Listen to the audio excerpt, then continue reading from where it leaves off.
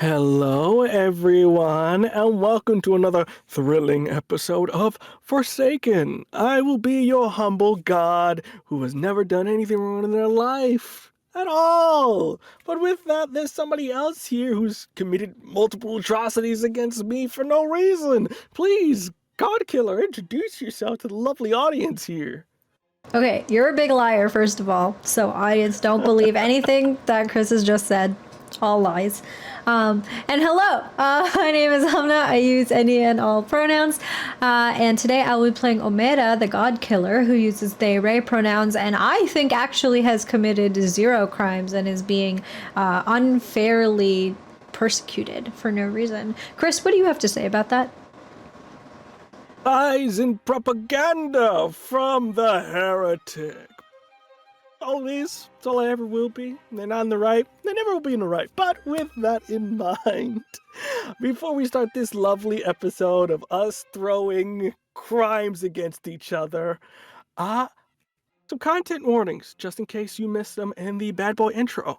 For this AP in particular, we have fantasy violence, gore, blood, familial struggles, drug abuse, severe weather, romance and references to sexual entanglements, monsters and monstrosities, depictions of experimentation, references to epidemics and diseases, trauma, imperialism, classism, depiction of war, and imprisonment.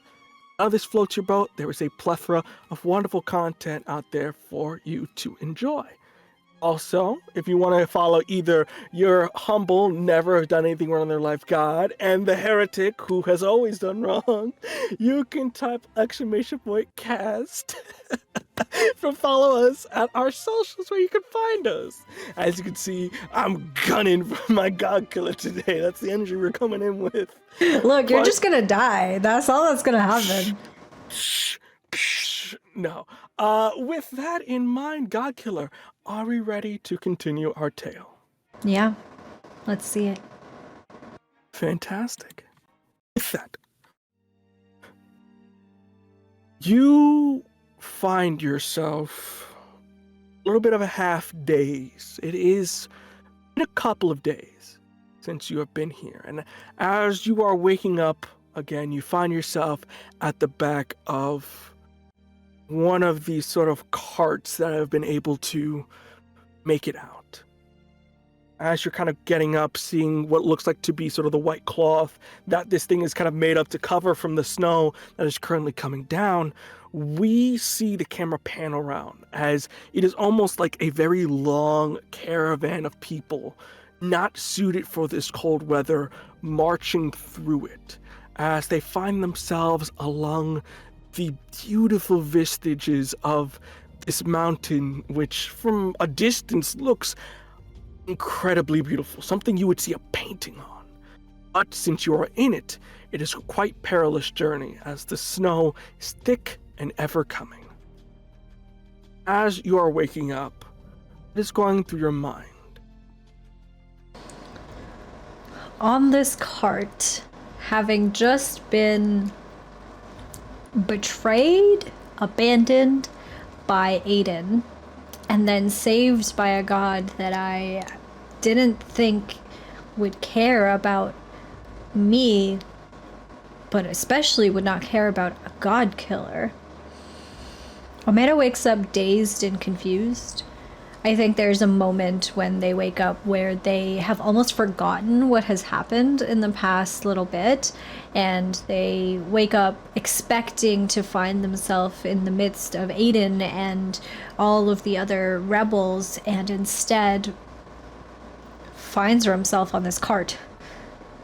Have the effects of the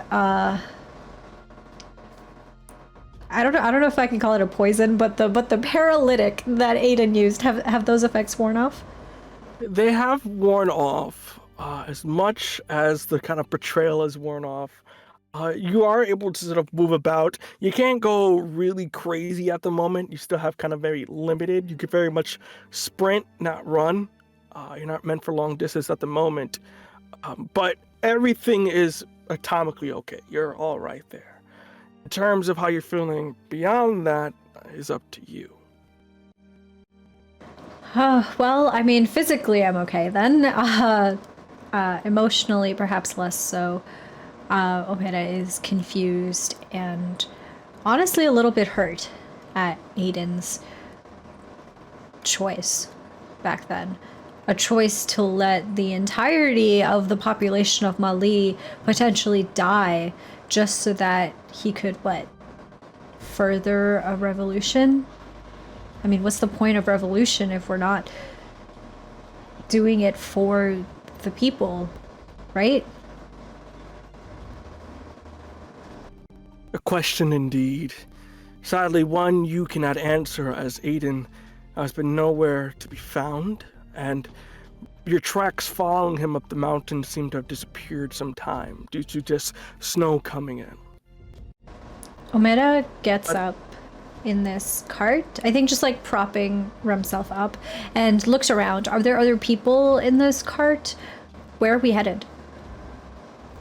Yes, in terms of where you're headed, there's a bunch of other people, nobody in this one per se, just due to the nature of who you are, whether it be of reverence or of fear. But there is it's hard to sort of calculate how many people they make it out, but it is quite a long line. You seem to be somewhere in the middle of it as you kind of came in this line kind of midway through. And you can see it's a multiple people. You have the aristocrats who, were very much enjoying a fabulous time and now find themselves in a situation they're not comfortable with, versus people who understand what harsh living is and are making their way as best they can. And I think as you're kind of contemplating all of this, you see slowly forming up to your side here is Dawn, as they form from the side. You see they kind of come in the corner, ever so slightly giving you distance, and ask, "How are you feeling?" Omera sits up and pulls Rare knees to Rare chest and just kind of rests their chin on their knees, looking at Dawn very intently, but softly. And without opening their mouth, Omera in their head will communicate with Dawn. Scared, if I'm being honest. And confused as well. Do you know what happened back there? I saw what you saw. It's a bit of hard. It's almost like watching through glass, but I saw everything, and I saw Daros come down. Do you have any idea what Daros the Unrelenting might want with me? I can't think of a single reason why a god would want to save a god killer. They do many things for their own selfishness, but I can only assume it is part of a further plan. And you seem to be weaker for it. You seem less powerful than you usually are. And Omera raises one of Rare arms kind of slowly and drops it back onto Rare knees. That would be Aiden's doing, but this should wear off soon, I hope. Are you okay? Did it happen to affect you as well? I'm not quite sure how far the link between us goes.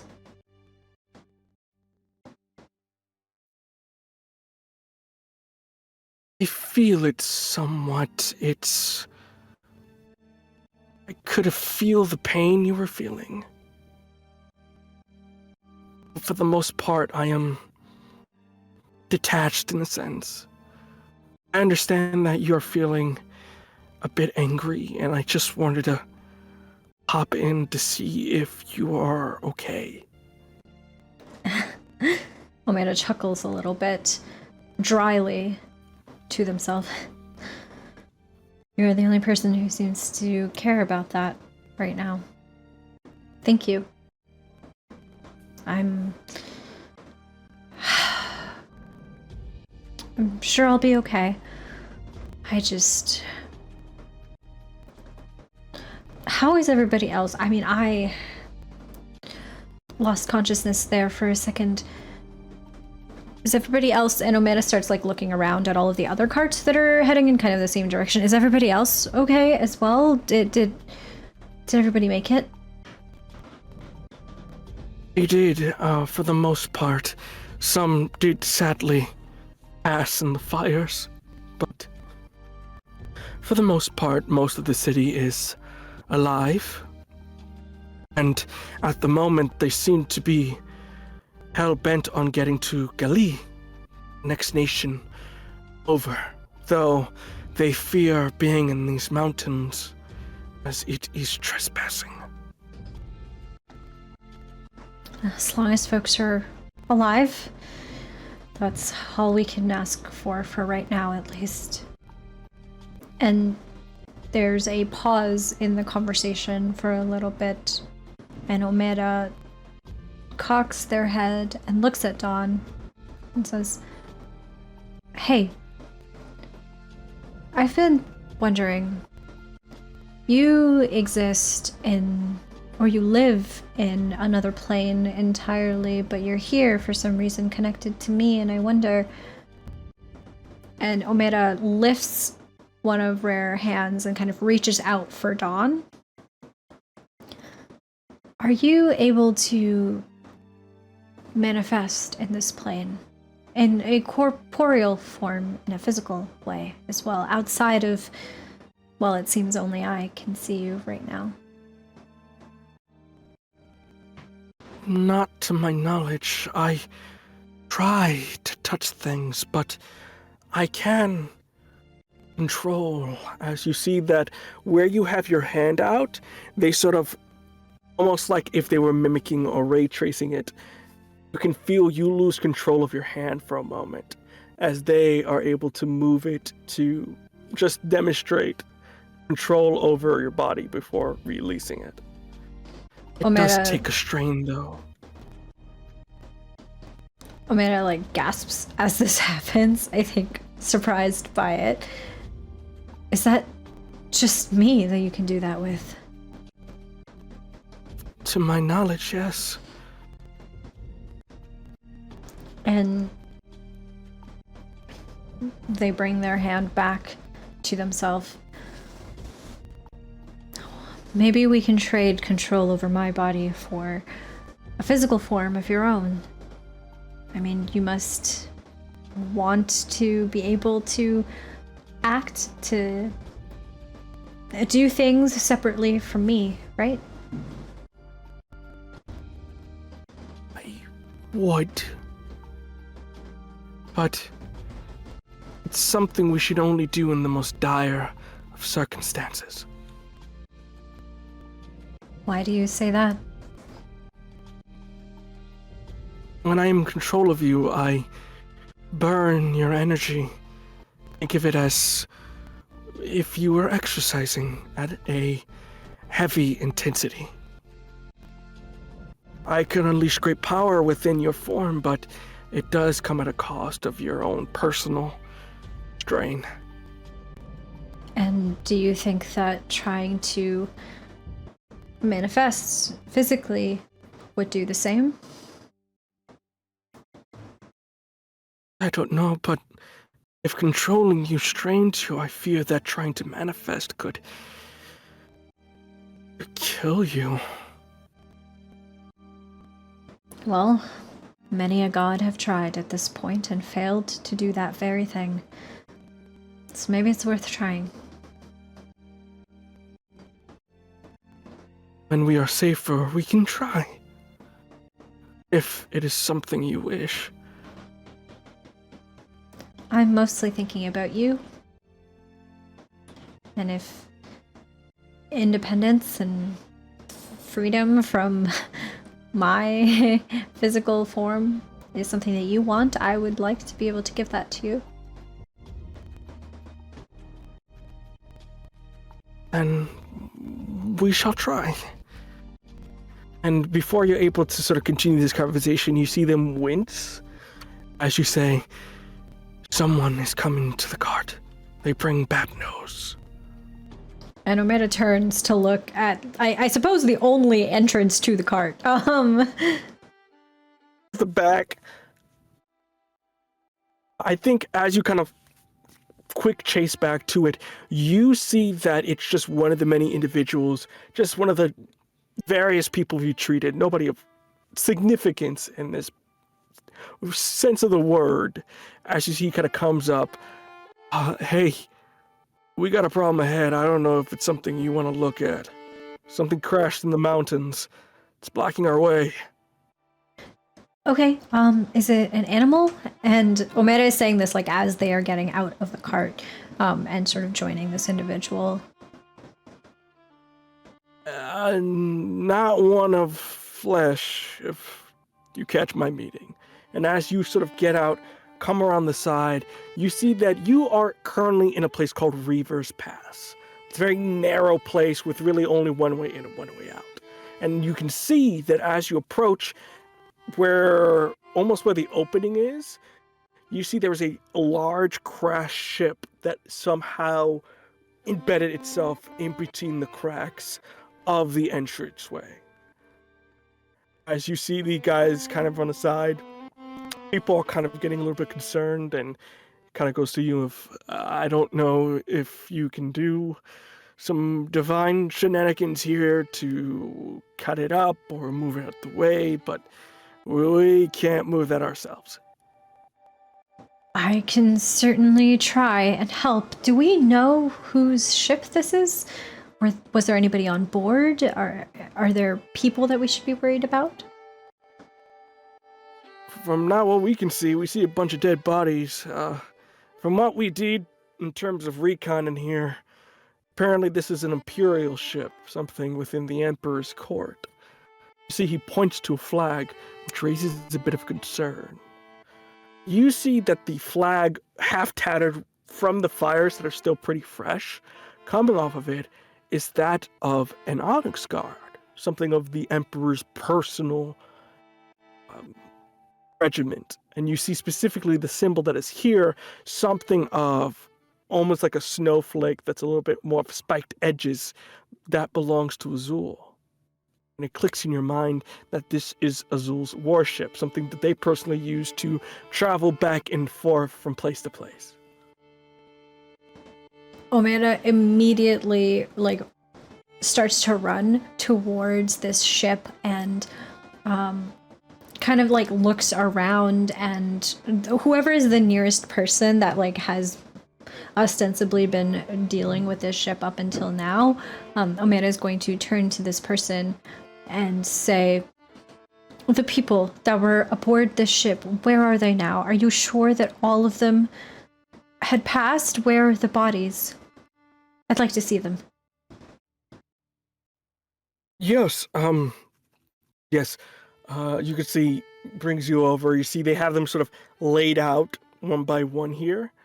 You see that they're currently covered. You can't necessarily see their faces, but you can see that they vary from soldier to ship engineer to just what looks like to be medics. It seems just to be an amalgamation of the crew that seem to be laid out here. Some of them you can see from what you are sort of at a distance that crash killed them, but others do have some wounds on them that you're not necessarily sure what's up with them there. Not even thinking about the wounds right now, the first thing that Omera wants to do is to go and to inspect each body to double check whether Azul is among them.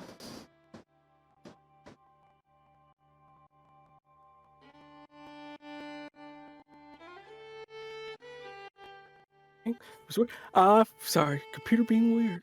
But with that, going about checking, you're going through, and as you do that, I'm going to say, are you acting impulsively in this moment? Is this kind of something of a knee-jerk reaction of you getting concerned about Azul? Or is this still a little bit more methodical in terms of you looking through and to see what's here?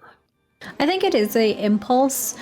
because Omera hasn't seen or heard anything about Azul ever since what happened with Johanna. And so they are immediately trying to figure out, like, is Azul okay? And I don't think that they're really thinking very much through this. It is very much just a act on instinct. Fantastic. I will say in that instance here, if we're acting impulsively, I will say, if you want, what advantage do you seize in this moment as you're sort of going through? I'll answer the other question here, but I leave it up to you in terms of the advantage you get from looking at these people and seeing what's going on there. Perhaps unintentionally, by going through all of the bodies and checking for Azul primarily, there is I think, like, secondary advantage of doing that, where Omera gets a more holistic and more full picture of who exactly was involved in this Imperial attack. And it gives Omera a little bit more insight into how the Imperial forces are being deployed. So there's a little bit of, like, that tactical knowledge of the war that's currently ongoing that Omera gets, not because they are trying to get this information, but just, I think, as a consequence of the way that they are going about trying to find Azul. I will say, yeah, with that, you're kind of going about, you can see that in terms of how these soldiers are going, this seems to be that they were coming to Mali. It's in the sense of, like, maybe the ship that was there before was requesting backup or requesting some sort of help, and that Azul was just in the area. That leads its own amount of questions of, what were they doing here? Why were they, close by? Did they know you were here? A bunch of questions from there, but as that is going by, the trouble that hits you hard and fast. You are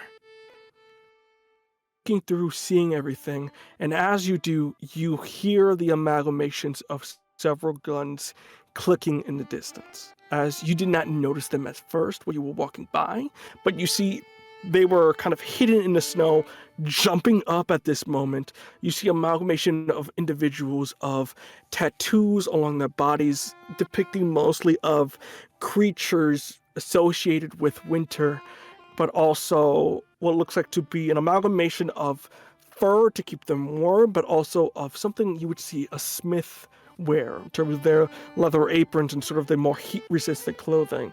As you see one of them kind of clicks their gun back. You are trespassing. So just a question above table for you, Chris. Do I find Azul amongst the bodies? Azul is not here. You are completely fine in terms of that relief of, okay, they're not here. Oh, thank God. They're not here. It seems to be their men. Okay, so I think there's this very brief, like extremely brief moment of relief that washes over Omera before we get ambushed, and then that relief is immediately gone.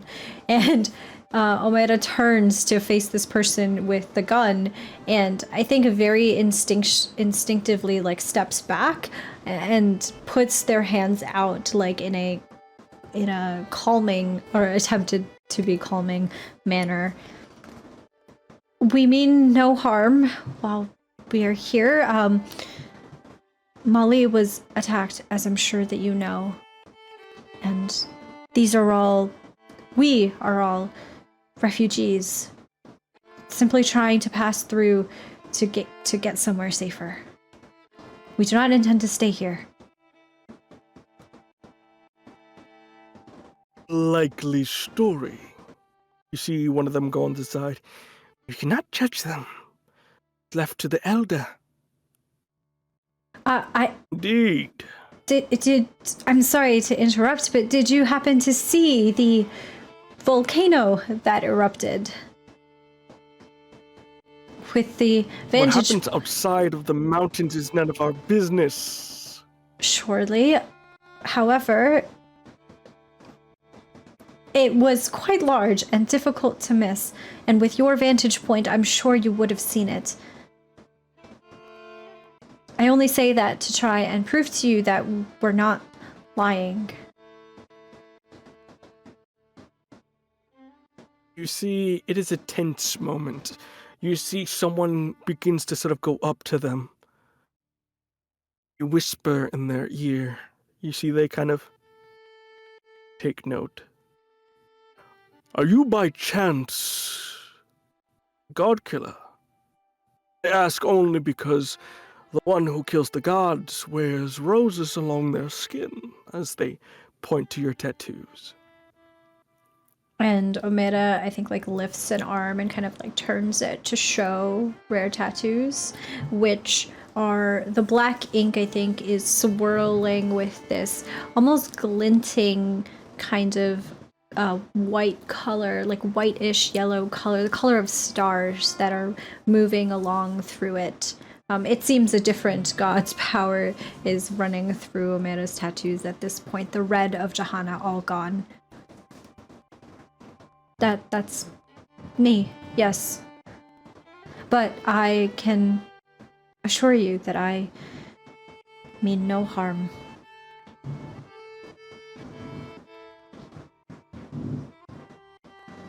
I am intrigued, or at least the elder will be. If you would be so kind, God Killer, join me. Someone wishes to speak with you. What about, and Omera, like, points to the big empire ship that is, like, in the side of this mountain.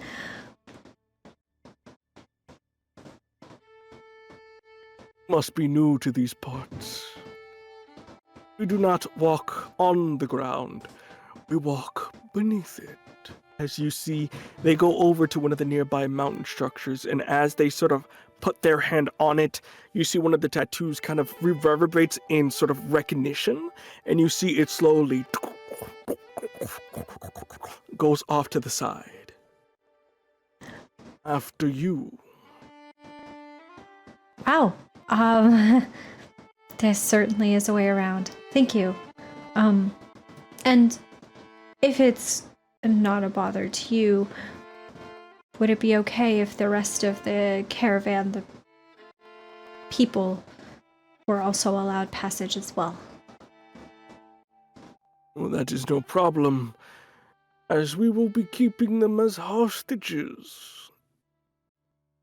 And Omera wants to, I think, say something back, but recognizes that at this point that is probably a bad idea, and that talking to this elder, whoever they are, is probably going to be a better route to just getting sort of on with this and, like, getting past Reaver's pass. Haha, getting past Reaver's pass. So they will do as they are told and follow. Fantastic. You're doing as you're told. So, I will say, in terms of what vulnerability do you reveal? You reveal to these people that even though you are a being that is of rumor that can kill gods, you are something that can be very easily controlled, as you are not a god, as you care for innocence. That is something they can use, or at least exploit, if the opportunity presents itself. And how I'm rewarded is that the hostages, as this person put them, the other people of Mali, are also allowed to come with. But not only are they allowed to come with, they are, at least for now, being treated with no hostility, no malice, because they have not done anything to harm the people of Reaver's Pass, and so they are being treated well for now.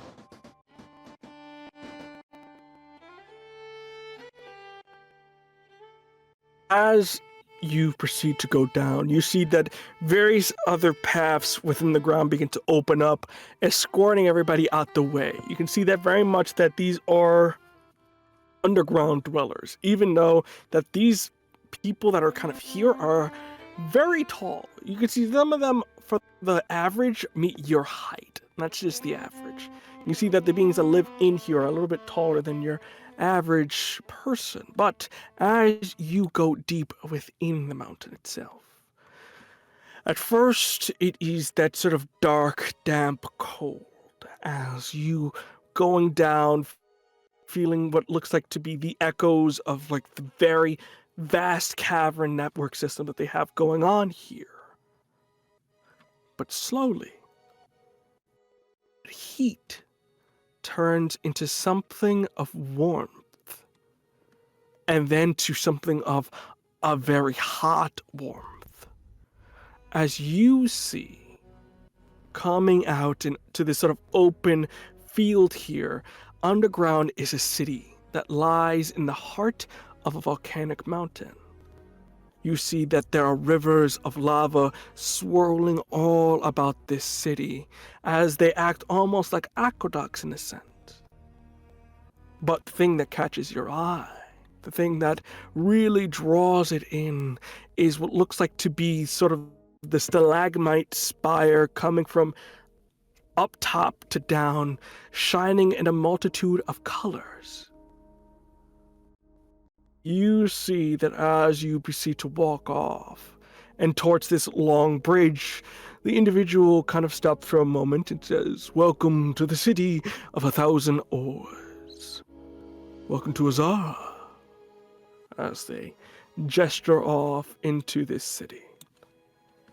As they proceed to walk, they ask, "Oh, what does Omera do?" No, please finish.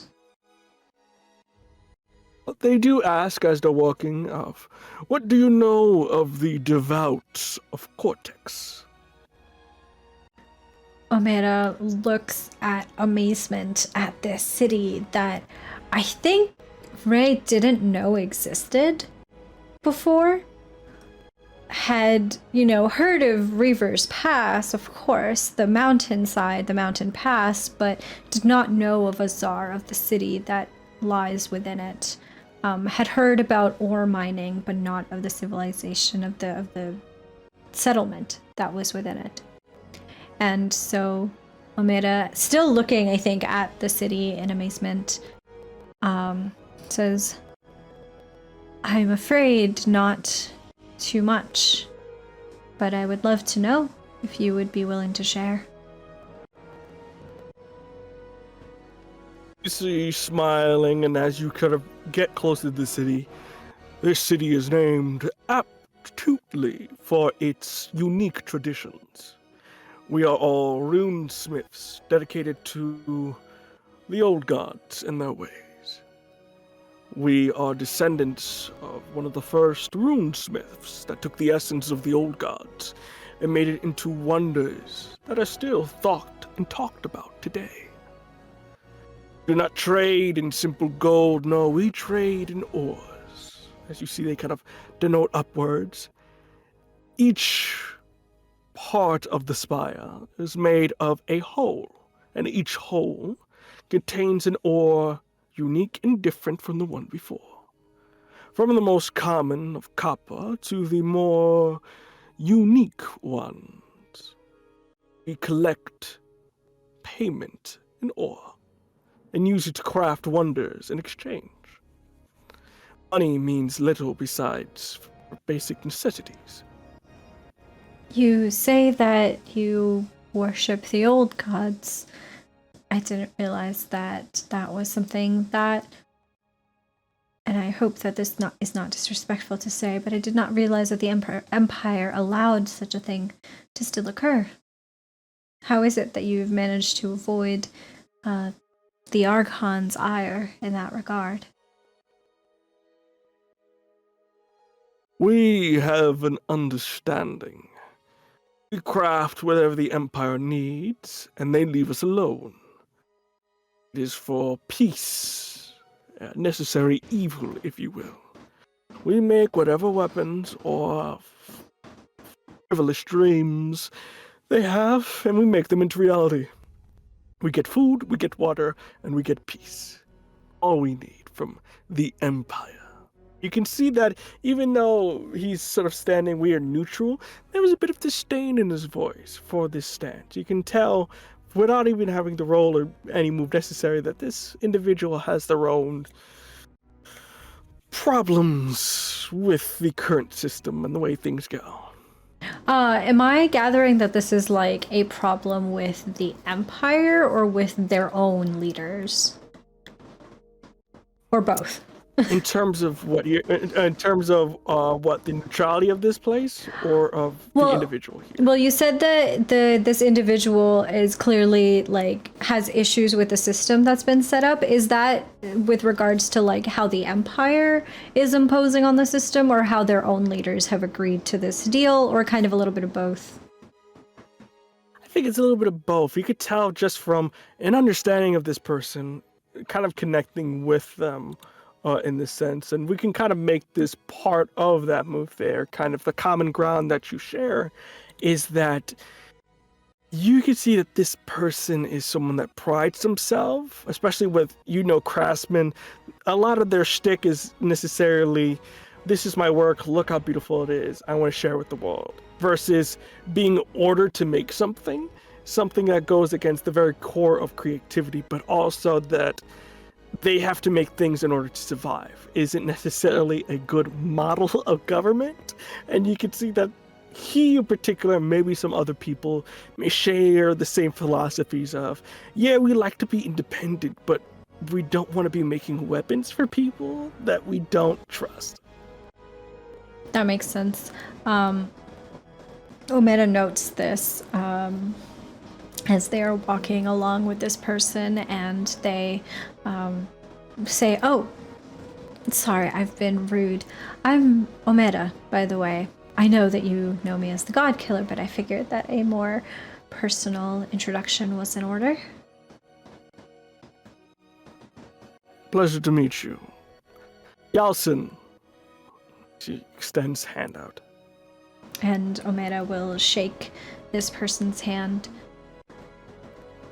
Well, Dawson, I do very much appreciate you allowing us to pass through your city, at least for now. Pleasure is mine. Quickly, must get you to the Elder. They are going to have words with you. As you see, they begin to escort you through, and as that is going on, is there something you would like to do? As we're kind of going through this city, because I've been told that this is like a group of people who still worship the old gods, and I've been in like ruins before, right, of civilizations and groups of people that have worshipped old gods, and felt very like specific, intense like presences of their gods before. And so I'm wondering, is it possible for me to, maybe this is recognize a god, but is it possible for me to sense any of the old gods like presence here in Azar? Oh yeah, if you want, you can roll for me a recognize a god. You are in their domain, so that's a +1. Believe it or not, you are familiar with their gospel, so that's another +1. And it'd be bad if you didn't know. Not necessarily a bad thing. So with that, add a +2 to this bad boy. I got a 9. A 9. Fan, you just make it, just barely skin through. With that, you are familiar with this god. You met them before, in a sense, or you were in their domain before. While you were imprisoned in Scarlet Bay, you dealt with a golem that was there and that sort of forge that is there. You could see same god here, Bulba, sort of their god of the forge, something a little bit more of a craftsman rather than Daros, which is a little bit more of valor and flair. It's a little bit more pompous. These are more dedicated people, and you can understand that they are probably following the same tenets as well, though there's probably some sort of subsection within that entire gospel because, a lot of things broke off just from the one god, but you do understand that. My follow-up question then is, are there any obvious, very quick, easy modes of worship for Bulba that I can glean as I'm kind of walking through, plus combining with my knowledge of the golem that I saw in Scarlet Bay? Basically just trying to ascertain is there cultural knowledge that I can just very quickly kind of grasp? Yeah, as you are going through the streets here, you're kind of looking about. You can see that the city itself is in full swing. Even though what has happened here, nobody seems to be necessarily on edge. And as you're going through, you can see that there are businesses open. There's a lot of forges, so a lot of soot and smoke that are all about, producing things, whether it be of their own volition, or, as you can see, some industrial foundries here producing what looks like to be more heavy ordnance or something to distribute to the army. You do notice, though, that the anvils in which they are being forged upon are a little bit more ceremonial than what you normally would think. They're still using it for business purposes, but you can see that decorating one's anvil in a way acts as a sort of makeshift altar for them.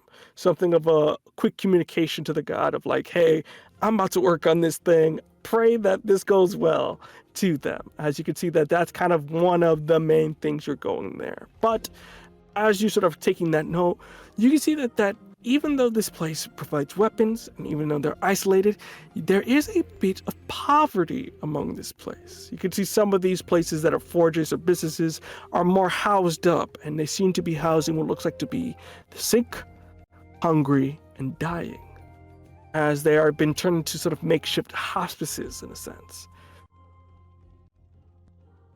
And noticing that as well, Omera is going to... Dalson, you said, right? What's the person's name?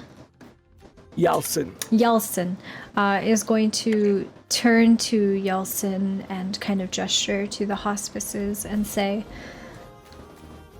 did something happen recently in Azar? Has been happening. The works of the Empire. It seems that our benevolent benefactors have been a little bit scrungy with the resources we're trading. They get more and more, and we get less and less, which means people go sick and hungry. That's awful. I'm so sorry. That seems so unfair, given that, well, from my understanding on the outside, from Ali, the Empire is not wanting, is what I've observed. On that, we agree. And he proceeds to smile a little bit and finding of, you're not too bad yourself, kid, energy, as they proceed to walk through here. As you are walking through the city, you see that you're kind of more towards going more in the center of this place until you hit what looks like to be kind of a center point. You see that you are escorted to what looks like not to be this big place of central government that you've known in Mali, or even a house, to be honest. As you see that it is just a row of forges, almost in the sense of great forges, for almost like if the public could use them at the moment. As you see that it is sort of this large circular kind of place where there's sort of anvils all around. And in the center, up a little bit above, kind of instructing various people on how to properly swing, you see an individual who seems to be a little bit of the older side. You see they have purple skin with these tusks, large and old. You can see that their hair is sort of these purple dreads that sort of go off to the side, as it is meant to keep away from the fire burning all their hair. And you can see in terms of height, they stand at a bit of an intimidating 7 feet tall. As you see that they hammer away almost like a giant in some sort of kid story, to be honest. With it goes, Elder, I bring you a gift. You see the individual hammers, looks to the side, as they don't even give you the courtesy of looking you in the face. As you hear, and pray tell, you came to explain to me why this individual is not dead. This is the God Killer. As he looks like almost of like, you know, that thing we talked about kind of deal? As you see the individual kind of goes down. You see he For quick words goes that is the lesson for today. We shall meet again later, students.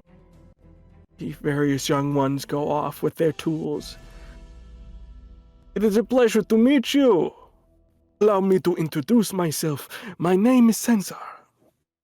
I am the elder and leader of the city. And pray tell, what is your name, God Killer? Omera reaches out a hand to shake Censar's. My name is Omera, the God Killer, as you have come to know me.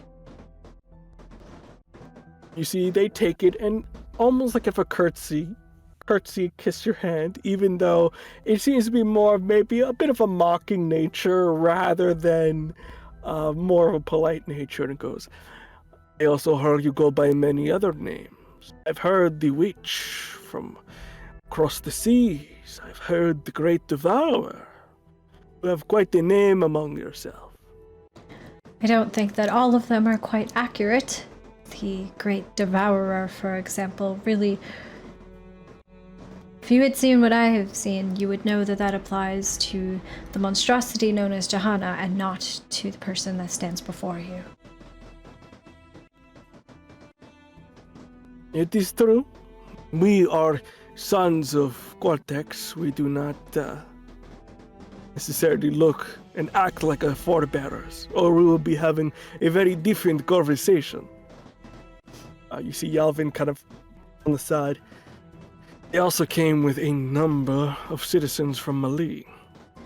Trespassers. Refugees. Mali was recently attacked by the Exalted Empire for reasons that are unknown to me personally. It seems a petty vendetta has been unleashed upon its residents, and so the people of Mali seek refuge through your lands, if that may please you.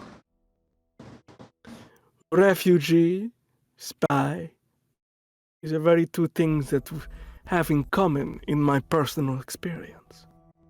You're not the first one, Omera the God Killer, to come boasting of refugee status, that we simply happened to cross in our mountains, only a knife to be found on my people's back later on. We have very clear rules that we have told your people. You do not come into our mountains, and we do not go into your lands of plenty. I can assure you that we would not be breaching those rules and that agreement were it not life or death, were it not dire. You can take a look for yourself at the caravan that I have accompanied. It is full of people that are weakened by the attack on Mali. It is full of children. It is full of certainly not anybody fit to be a spy, as you have called them. Children are often the ones that make the best spies. You do not find the knife from a child, something you would quite expect. And as you said before, no spies among your caravan, it was not recently that someone from your country came up into our mountains and, well, made quite a mess. As you see, they snap their finger, and as you do, you see what looks like to be sort of this fire-like portal open out of the lava, and coming through it, you see Aiden kind of being almost like handcuffed from like neck to sort of arms to legs, coming out of this thing. It's very much gnarling and sort of like very feral energy, even though they're not, you know, there's nothing wrong with them. They're just acting very feral in the moment. They're just like, I'm gonna kill you over there, get out of here. As you can see, there are people who wish, your people wish my people harm. Oh, and I think I'm surprised to see Aiden at all, and then to see Aiden in this particular state, and it takes everything within Omera not to just shake their head at the scene in front of them. And I think instead they will take a look at Aiden and then look back at Censar. Oddly enough, I am familiar with the person that you are currently holding prisoner. And I can assure you that this man does not wish you in particular harm.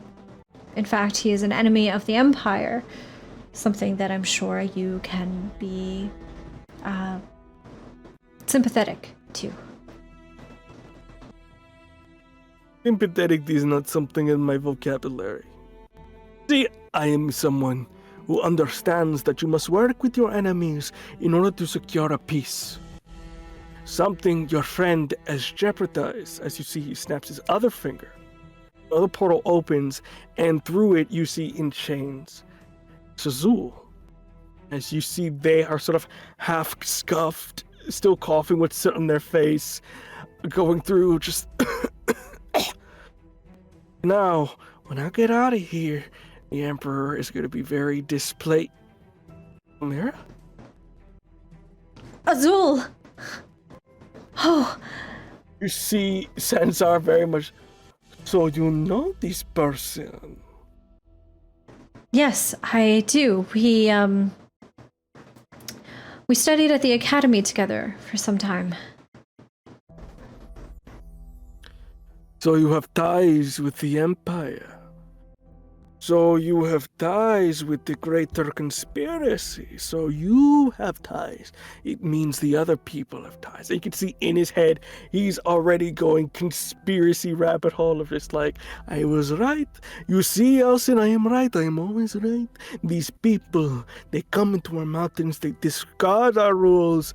I say we should just kill them all. Be done with it. Say the winter got them. Who will be the wiser? Wait. Why don't you let us help you instead? In exchange for passage through Reaver's Pass. I mean, you said it yourself that you feel that it is important to work with your enemies in order to make peace. And if you consider us, the entire caravan, these two individuals, your enemies right now, then allow us to work together for peace. I've noticed that your people seem to be suffering right now. And I'm sure that there is something that we can arrange to help alleviate some of that suffering. You see, he chuckles among himself. Suffering. What would a summer child know of suffering? What would you know of the harsh winds of the mountain and the necessary steps for survival? What could a god killer provide me with? You said it yourself. A god killer. The ability to kill gods, that is quite a lot of power, no? Something that can be wielded in your benefit, in your service, even. You see, that idea drops in his head. As he starts to think and mull over. And you can see very much Yasin's giving you a look of like, oh boy, you shouldn't have sat down. As you see, they kind of look to the side. You're right, the god killer. An extermination of vermin, in a sense. When you have a pest, you call an exterminator. What do you know of El Boro? It's a section in the city. Do you know anything of this place? GM, do I know anything of this place? I will say real quick, without there's no roll here. Even or odd, you can roll for me. Either even or odd before you do for me, please. I'm gonna call odd. All right, roll that bad boy for me. All right, please be nice to me. Oh man, I got a 4. A 4? You got no idea. You don't. This is a mountain. You didn't think they were living in here. You thought they were on the mountain, not in the damn thing. Yeah. So I think Omera just like shakes their head. Please, tell me. Well, long ago, before you were even the twinkle in someone's eye, we had a glorious city of various forges. But, long time ago, there was someone who made a contraption that was quite sinister. You see Yalcin, under their breath, whisper, "The stone," and kind of almost recoils in fear. We call it the stone. It is a thing that roams. Slowly, people started to disappear in the city. First, it was a criminal or some sort of mugger, but then the farmer's daughter, then the mayor. And slowly but surely, everyone disappeared. A section of the city has been abandoned, and it is said that this stone roams the haunted halls of our ancestors, hoarding secrets. It is said that if one is to go, never look at the stone. But for this, it is a monster, and if it is a monster, that is, if my knowledge is correct, a level down from God, you should have no problem taking care of it. If you will do me this service, if you would impart that curious little mind of yours as he taps it on your head, to think of a way to kill the stone, I would have no problem with letting you, everyone in this city, and even your comrades in arms, leave the mountain unscathed and undetected by the Empire. Then consider it a deal. And you would allow everyone, and Omera looks at Aiden and Azul, everyone, to go free. I am a smith of their word.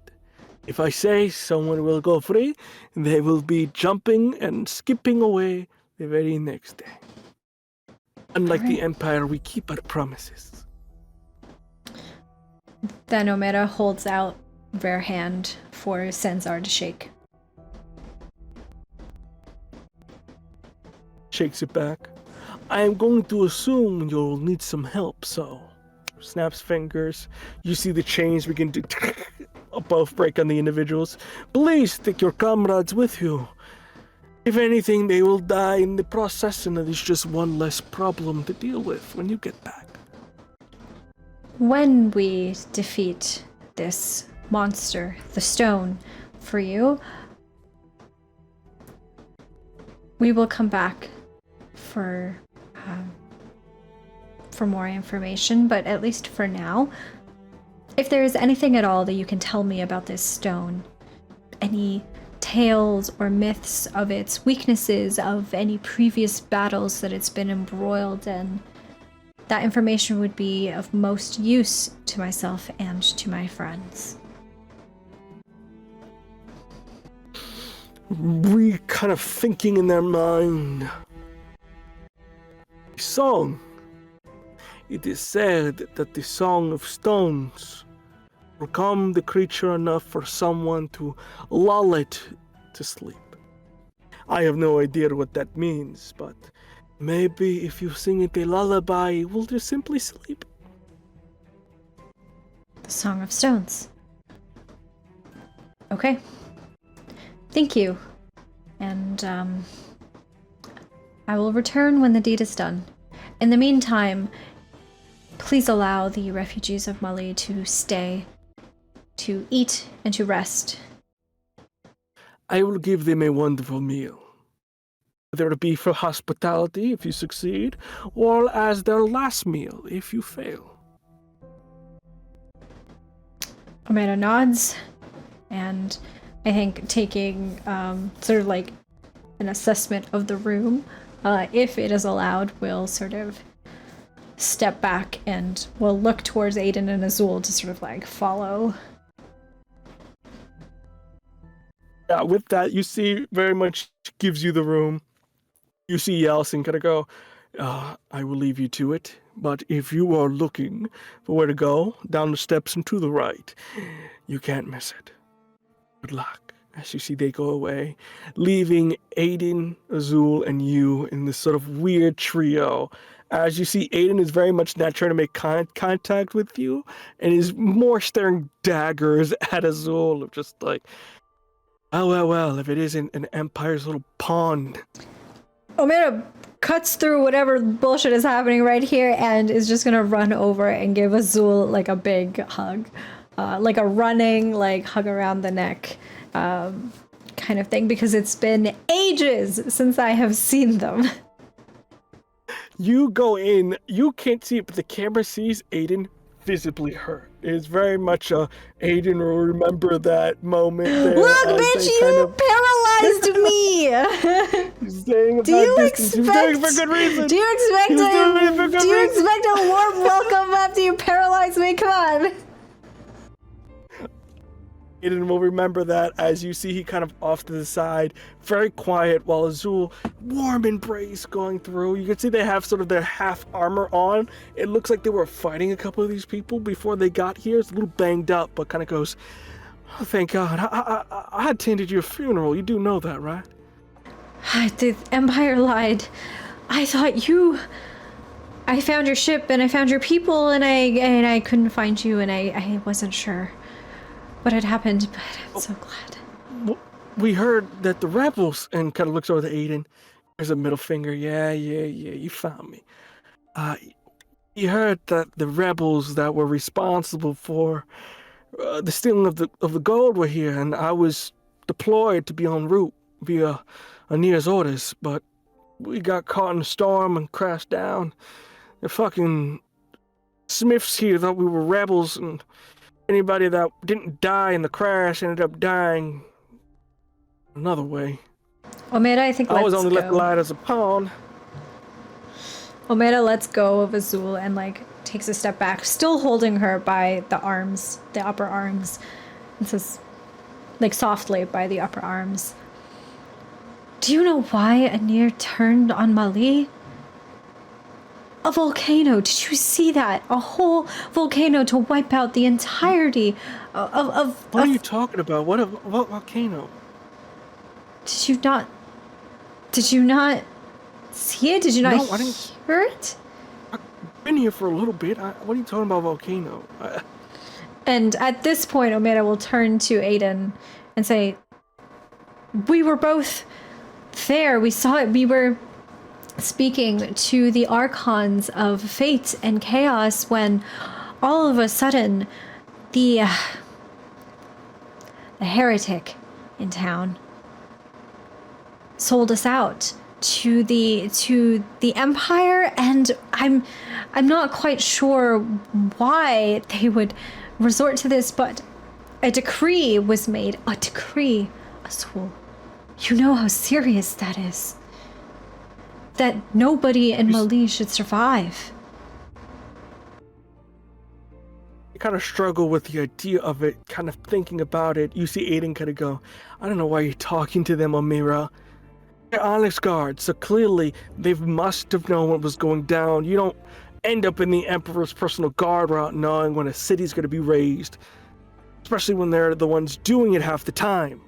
You see Azul turns around angrily, much more of a pinched face, goes, I don't know exactly who you are, but if you don't shut your trap, I'm going to teach you to keep it quiet. Okay. And Omera gets in between the two of them and just kind of like, hands to block like two fighting children. And Omera is just going to say, Azul, this is Aiden, this is Azul. Just gonna quickly... Fuck yourself, as you just see. Please. I'm just... Quickly, I went to the academy with Azul. We have known each other for a very, very long time, and Aiden and I were in Scarlet Bay together. He is a lot of the reason that I am even here right now. So the question, how are you... You died. What, did you get revived or something? You walk your way back? What happened? Long story, really, Azul, that we don't have time for, but I didn't die. That's what I'm trying to tell you. The Empire lied. They took me to Scarlet Bay, a prison where people go to be disappeared. Did you know that existed, by the way? Not to my knowledge. I know most of the prisons, but I never heard of no Scarlet Bay. Well, it's awful. The Empire has done some awful, terrible things, and we can talk about all of that later. That's not important right now. Right now, what's important is that you two are here, and you're both alive, and we have a monster to kill if we are going to take the entirety of Mali and move us elsewhere. You see that Azul goes, well, I understand me and you could probably get that job done, but I don't know about this weakling over here. They look like they haven't had a decent meal in days. You see Aiden kind of go, look, smarter than you will ever be, no matter how much education you have. And on top of that, I have a stake here. This weird freaking guy over here, as he kind of points in the direction of the elder, took the weapons. So I'm gonna need those back, and that's the only way I'm gonna get that is by helping. So we need to work together, Onyx Guard. As much as I would love to put a knife in your throat, we have bigger fish to fry. Okay, nobody's putting a knife in anybody's throat. So that's rule number 1.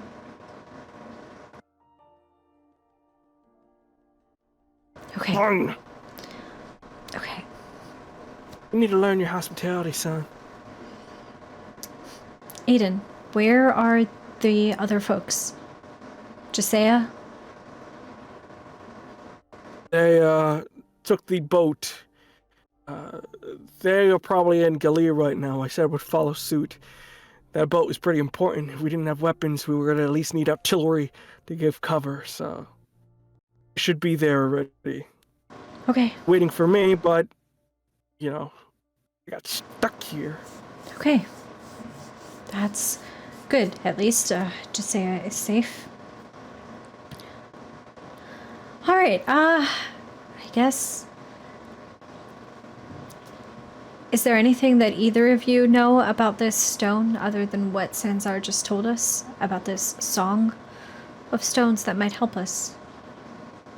I don't know much about nothing here. This is pretty new to me. You see Aiden kind of go, I haven't a clue, but from what I've heard, it seems to be the local boogeyman. So maybe it's just a shadow puppet or something that's concerned people. I don't know. They just all seem to be really scared of this section of the city. They think it's some sort of haunted piece or whatever. Well, if we don't have more information, I suppose all that's really left to do is just to go into the belly of the beast, so to speak. Would both of you be willing to come with me? Of course, Omera, anything for you. And you see Aiden go, yeah, I don't like working with them, but for you, anything.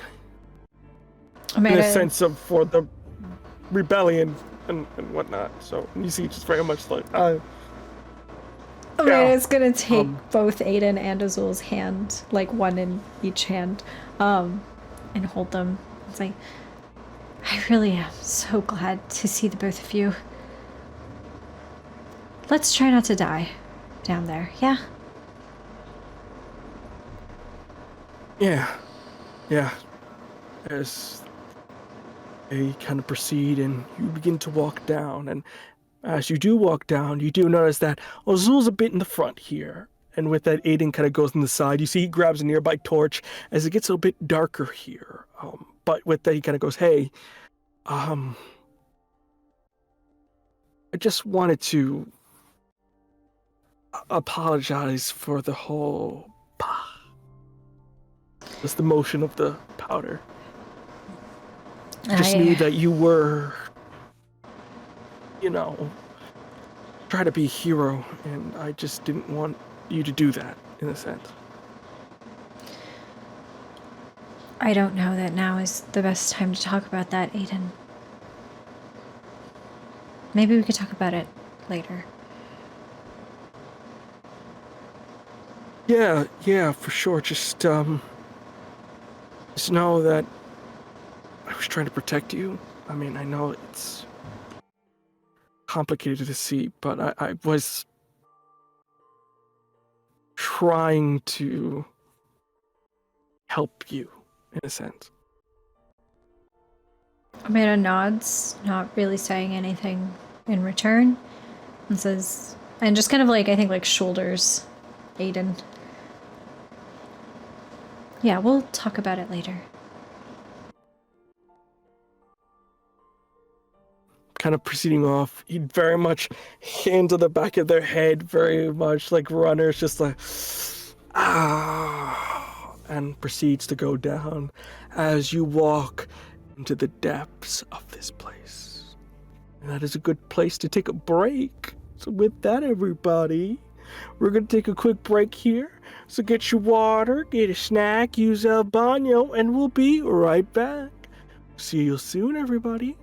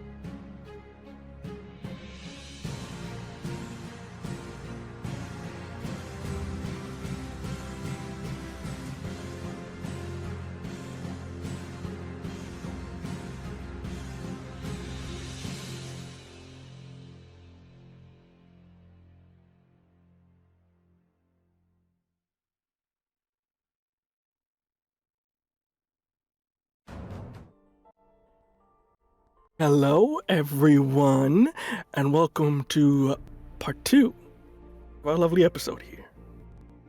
With that in mind, let us continue.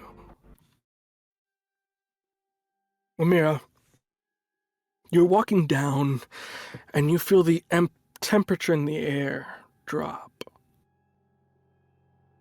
Any lava that is nearby slowly dims away and is only crust now, with ever just the slight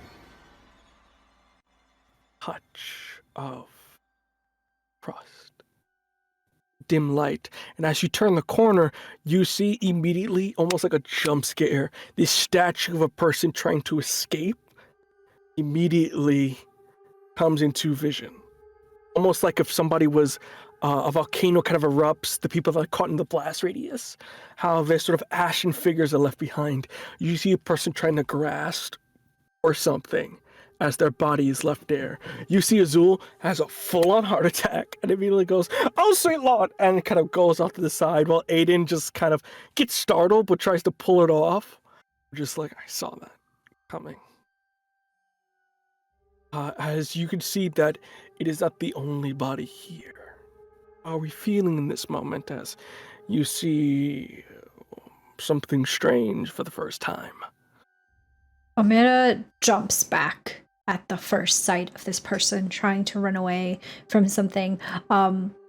Instinctively, I think, like, looking behind, I think Omera's first thought is, oh, this is a person who is actively right now running from something. And so Ray looks behind trying to find the source, only to realize that this is a statue of a person and not an actual person. And there is a fear, a dread that overcomes Omera in that moment. What are we getting ourselves into? I don't know, but from what I can tell, this person seemed to be shitting themselves. Something really scared these folks, and let me tell you, they are a tough bunch.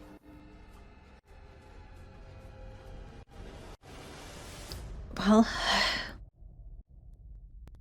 they said not to look at the stone when you go by, and I mean, there's been tales, myths of creatures, people, magic that can petrify if you look. So let's just go, yeah, that's a real freaking problem when you're inside of a goddamn mountain where everything's stone. What does that even mean? I'm not sure. You're right. The creature, the monster could be anywhere. But let's keep heads down and try to feel our way around.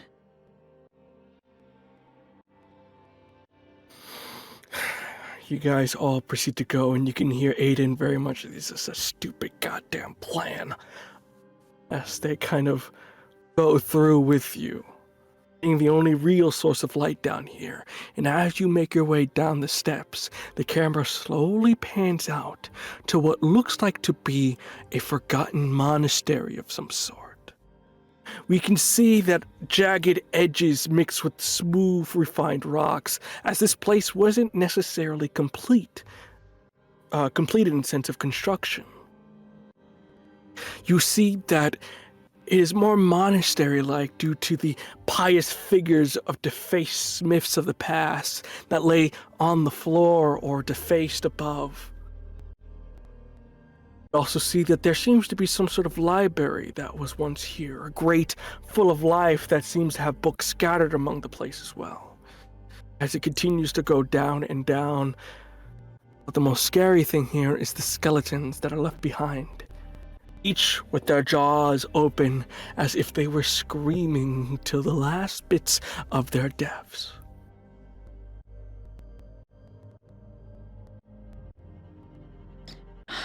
Omera cautiously walks through this area and is drawn to some of these books in the library just to understand what kinds of things that were studied here. Perhaps that can give us some sort of clue, some sort of indication of what exactly happened here. Do you are you thinking this, or you're kind of relaying this to your other folk here? I think Omera is primarily thinking it and kind of just like, if we're going as a group of three, it just kind of like breaks off briefly to look at the books that are around. And I'm sure that Azul and like Aiden would notice that. And if they wanted to investigate like different parts as well, like they're welcome to do so. Yeah, I think in this moment, as you're kind of looking through and going through things, if you'd be so kind here, I think this is going to be a praying for guidance in this moment. As sort of in the back of your mind, you're going through, looking through these things here, as everybody not necessarily splits up, but kind of just goes into sections that are still close by. So, I will say what kind of God answers your prayers here. As you are going about looking through the books, kind of turn the corner, you're sort of in like very much the library when you're kind of like in that space where it's just shelves and shelves. As you do go in, pick up a book, you see immediately the face of Daros sort of in the edge going, well, howdy there. In the book? Not in the book, like in terms of like pulling the book out, like they're in the shelf. Like in the shelf. Okay, I thought you meant like in the book. I was like, hello. And Omera like jumps again because they are expecting that the three of us are the only people down here. And so they, I think, yelp and jump back, I think dropping the books that they had been holding. Hello? Daros, yes, exactly. And you see kind of coming around the corner. They're very much more looks like to be stealth mode in the sense of they're wearing what looks like to be just simple clothes with just a cloak over them, as if they are trying to hide who they are. Well, you seem to be in a rat shit place. Is that not blasphemous for you to say? This feels like partially your domain. Partially is not mine. If it ain't mine, I don't really care. They don't pray to me, they pray to some old whatever the hell they call it. Bulba. Old Testament. Yeah, that guy. A bore. You scared me there for a second. What? Sorry. What are you doing here in this, as you call it, shit place? I felt you call for me. We have a special connection, child. And tonight. Right. About that, actually. And I think Omera, like, takes some of the books that Ray had dropped and, like, picks them up and just kind of, I think, like, very cursory glance at the titles. Starts to sort of, like, stack them in a pile more neatly. Not that it matters. We're in the ruins of a library, but still. And Ray looks over curiously at Daros. Why is it that we have a connection at all? Please don't see this as an insult or anything, but I haven't exactly been a devout follower of yours throughout my life. If there is any Archon that I would have had a connection with, I would have figured it would have been the Archons of Fate and Chaos. Johanna, even. And yet, here you are. Well, sometimes those gods have to take a special interest in citizens. You never were really on my radar, per se, but you are an anomaly, and goddamn, I just love anomalies. They tend to bring out the best in people. Are you referring to... And Omera's hand goes up to Rare chest where the stone is embedded. The very same. I find it strange, but also you are able to wield that thing like a weapon. And I must say, it is glorious. Just like you. Forgive me for being blunt, perhaps. Are you not afraid? Afraid of what? You know, I have seen more wars and combat like you have never seen. You would really need a lucky shot if you were gonna take a chance at killing the champ here. Oh, I'm not here to fight you. I'm here to help you grow, help you learn, and help you get strong. Not that I don't appreciate the interest in helping me, but why?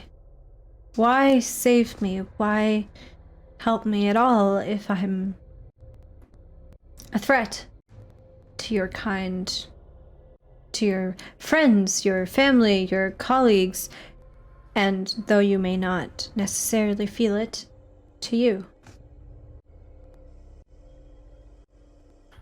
Not much of a threat, more of an experiment. I want to see how you do. I have a not necessarily a vested interest in your career, but let's just say I have a lacking of a following. You can do many great things. No, you don't lack the center stage for some reason. Kind of very odd. Most people, like Aiden, or Titus, or hell, even your brother, King, they like the center stage. They like making sure everybody knows what they can do. Leading folks. Being the righteous person. But you're like a shadow. You don't like the light. You don't like that responsibility. Curious about that. Being in the spotlight has only brought me suffering. I mean, that's the whole reason that I even ended up in Scarlet Bay. I'm sure you know all about that. It's the whole reason that Mali was targeted. My being center stage has not been of use to anybody, let alone to myself. Yeah, but it's quite boring. I mean, you're not even a secondary character. Shit, you ain't even in the extras. You're just stage piece. And I want to see a little bit more involvement from you. I think you can do great. I mean, I don't know if it's a confidence thing or a worry thing, or because you killed a god, which, to be honest, Johanna was a bit overboard, I will say. To be honest, I think you should take a more proactive role in your new responsibilities. Hell, you could start an uprising. You want change, you gotta be in that spotlight now. Gotta get up in the center, aren't you? To want change. I mean, you gotta break a few eggs, but hell, Aiden understands that more than anybody. Taros, do I misunderstand you, or do you want to see the Empire fall? Empire fall? Heavens no. Huh, never. Not in a million years. The Empire cannot fall. Can it be a little bit better? Oh yes, it can. It needs it's a proper challenge, if you know. It needs a little bit of a stimulus. It needs that vaccine, if you will, that sort of hop skipping away to get it real blood pumping. Get them real antibodies working. They provide some absolute protection. And you think that I could help the Empire to improve in these ways? Is that why you're so interested in me? Is that why you saved my life? Right. Partially, but if anybody will understand, you would. You're a healer, right?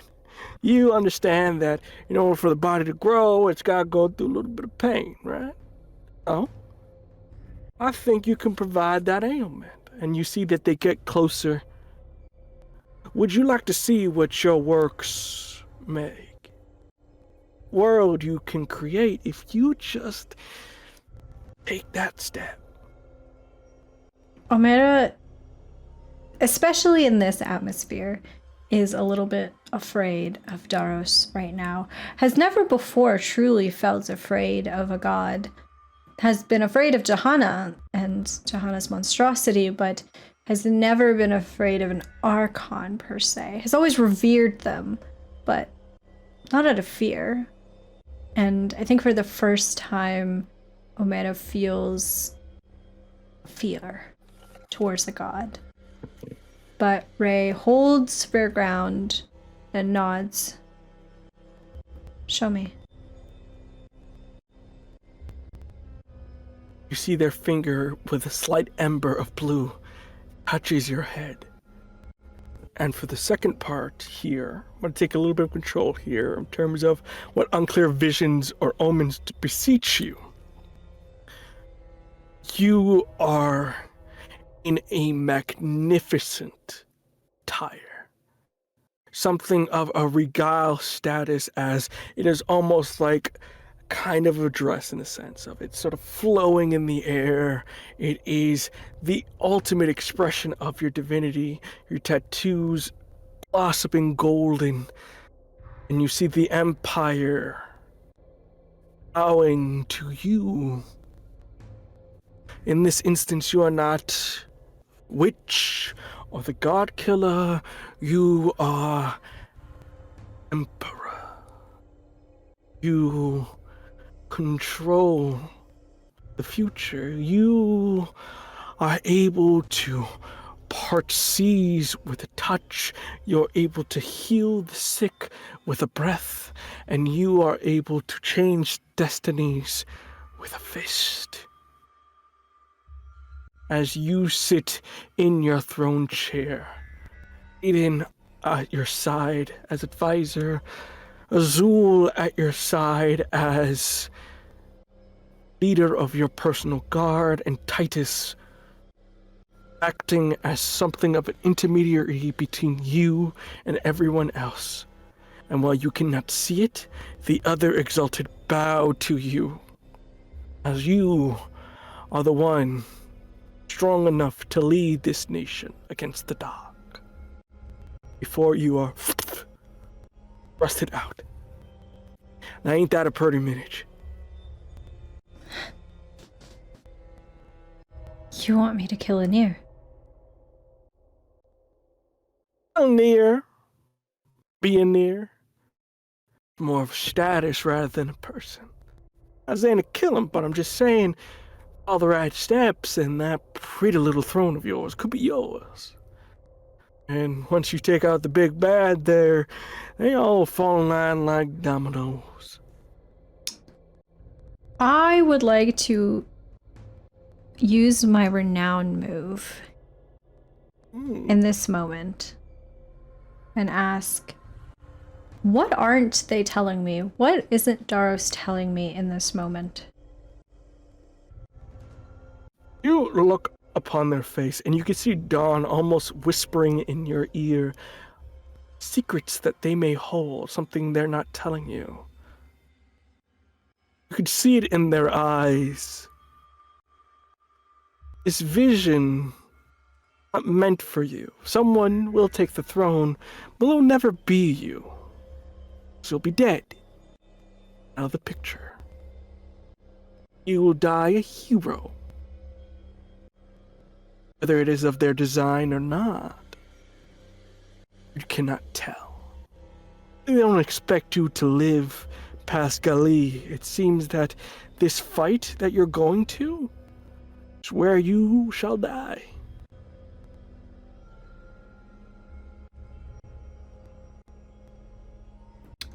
I would like to, in this moment, as I am being honestly seduced by Daros, to take power, to take the throne, and learning that that is not actually possible, I would like to wield a power and specifically go down. I think the shawl that I took from the Archon of Fate is embedded into the shawl that I wear. I think Omera had kind of like merged the two into one, and so there is a way that Omera can like bring forth the threads of fate that are there. And Omera,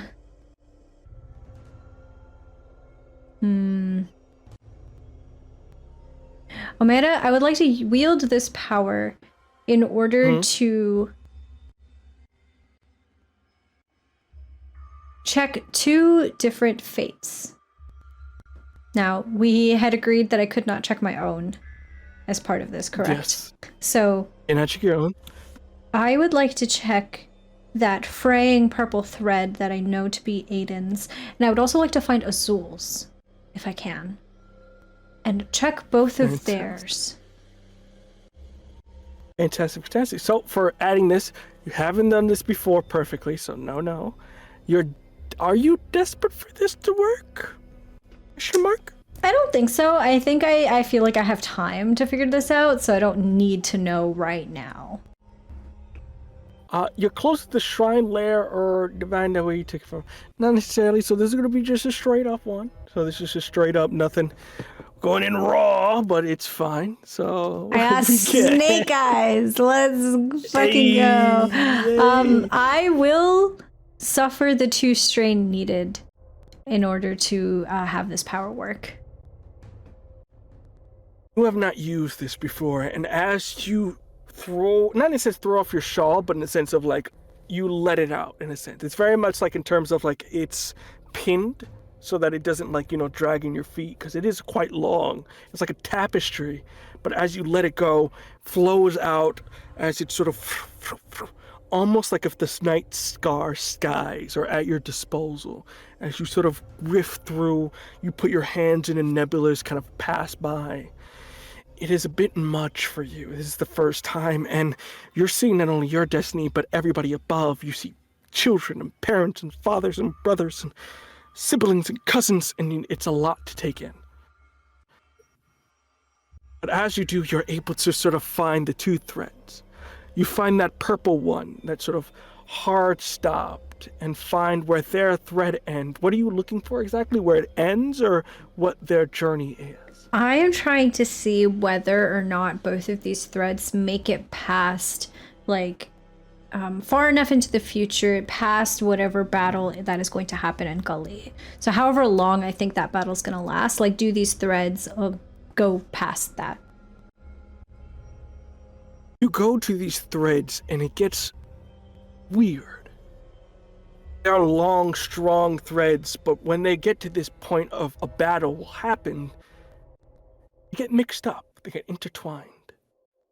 There are several other ones as well. From your interpretation of this, someone will die at this battle, but it is not determined who that will be. One will die and the others will continue their story. At this moment, fate has not decided who to take. Both of your companions here, along with some others, are up for grabs at this battle. Man, okay. Man. God damn it. All right. Omera wielding this tapestry, the 2 threads coming out and intertwining with each other. I think the tattoos on Omera's chest and shoulders in particular, close to where this shawl is being wielded, are shining even more brightly like this night sky to sort of reflect the use of this power. And Omera looks at these threads, looks up at Daros.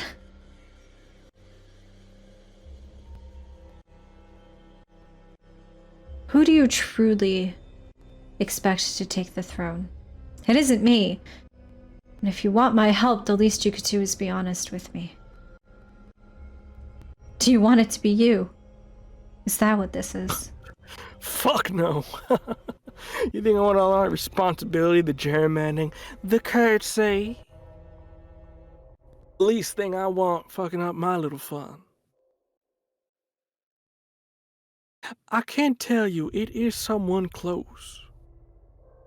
Someone you least expect. Making moves behind closed doors. More riddles. Wondered about certain things. Well, it's what we're known for. I used to find it endearing. And now, if I'm being quite frank, I find it annoying. That's good. It means you're growing as a person. Okay, well, I don't suppose you're going to answer me outright, so... Fine. I will walk this path with you for now, if nothing more than a thank you for saving my life, because I do owe you that much. I do owe you my life. And so I will play along for now. But know that I do not expect, nor will I allow my companions to die. And so if that is part of your plan, if that is what you're hoping for, that is where our ways will part.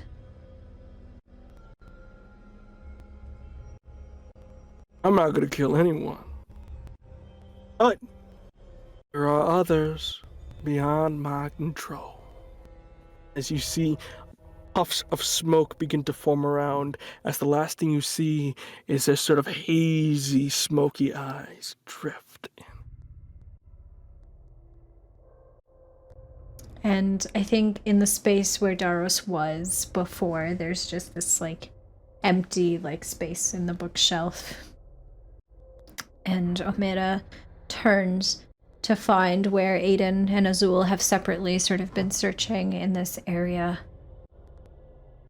And Ray looks at the both of them and contemplates this decision that is this crossroads that we are all about to come up to, and is rolling the thought around in their head of, do I tell them that their lives are in danger?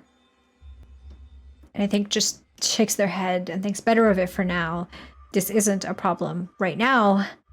This can be something we worry about later. And Ray will take the last book that they had taken out originally to reveal Daros. Will push it back into the bookshelf, closing that gap.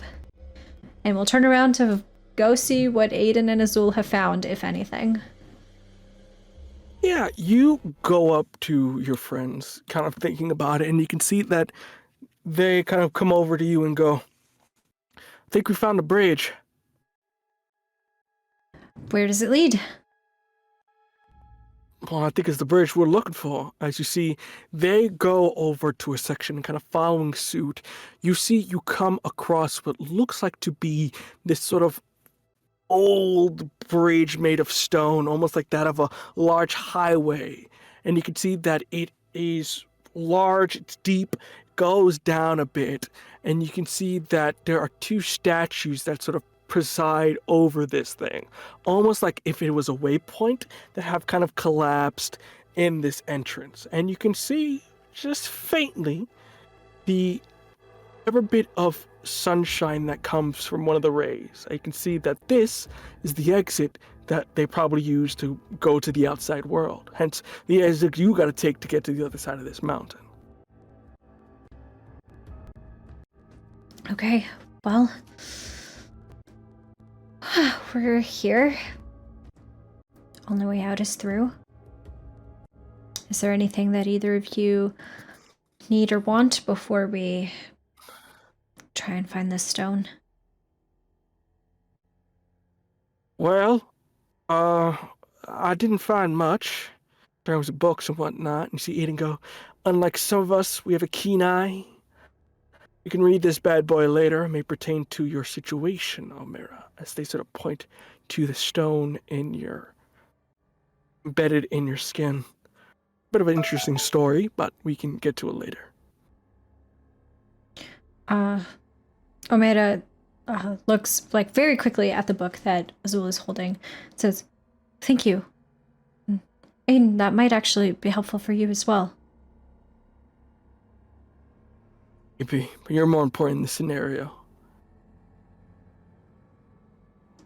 You see Azul kind of go like, what the fuck was that?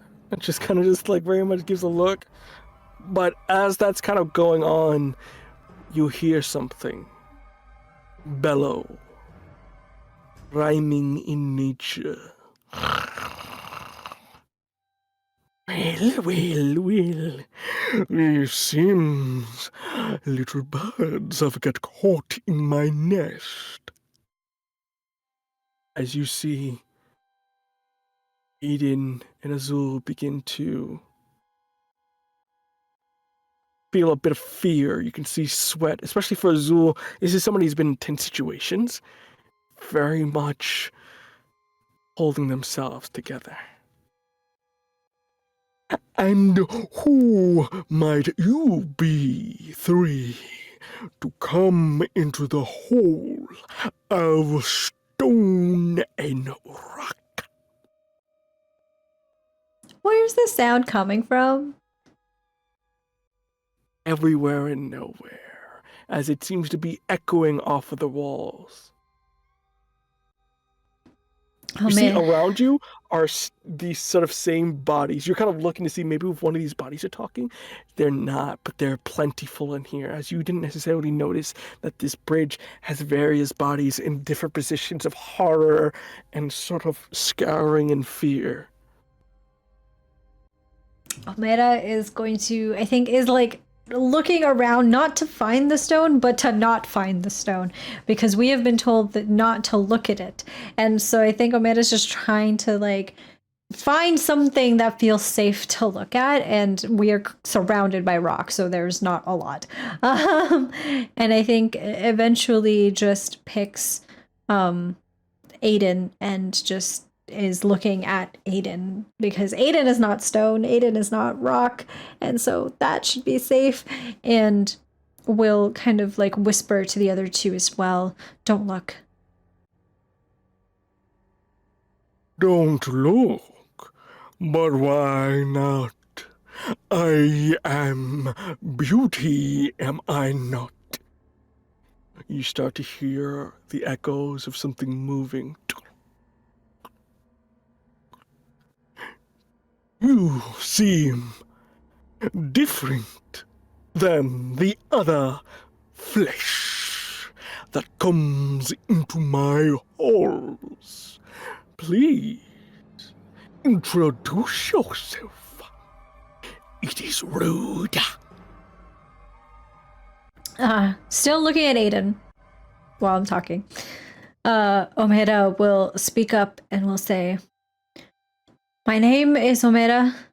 I come from the land of Mali. I am the God Killer.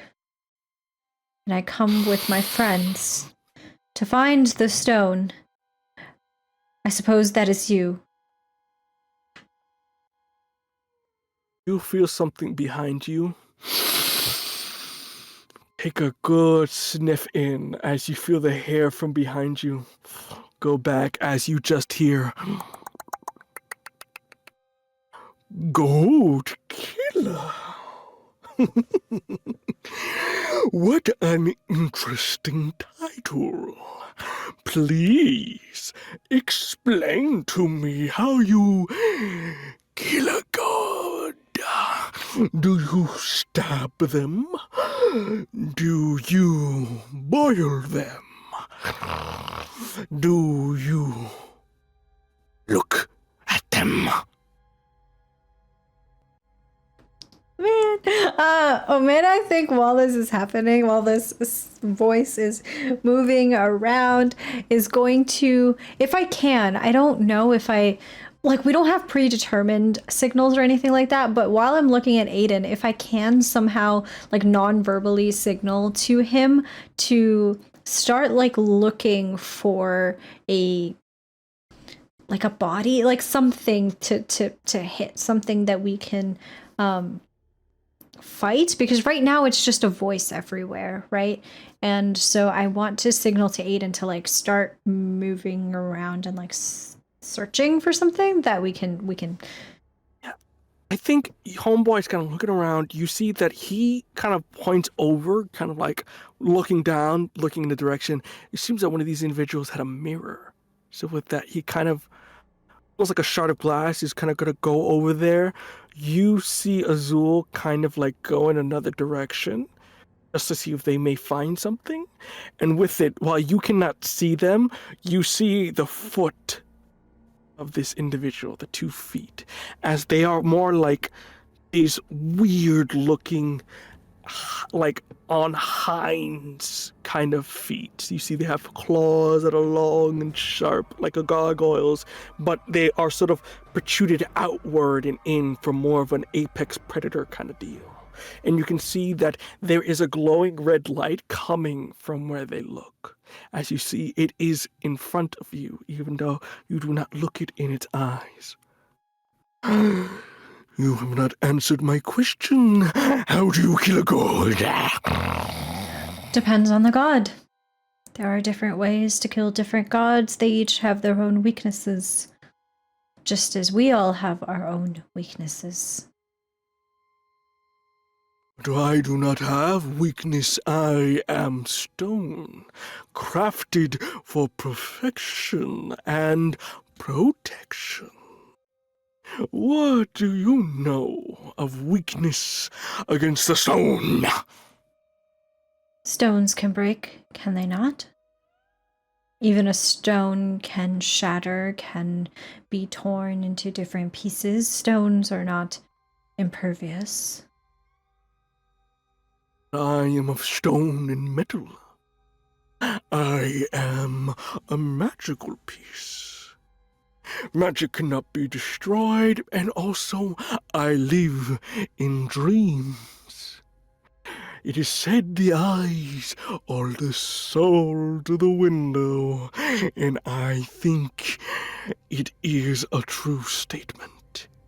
Each of these people thought they were stronger than me, better than me, more perfect than me, and each of them are now part of my little collection. What is stopping me from adding you, flying flower? You see Aiden kind of picks up the glass at this moment.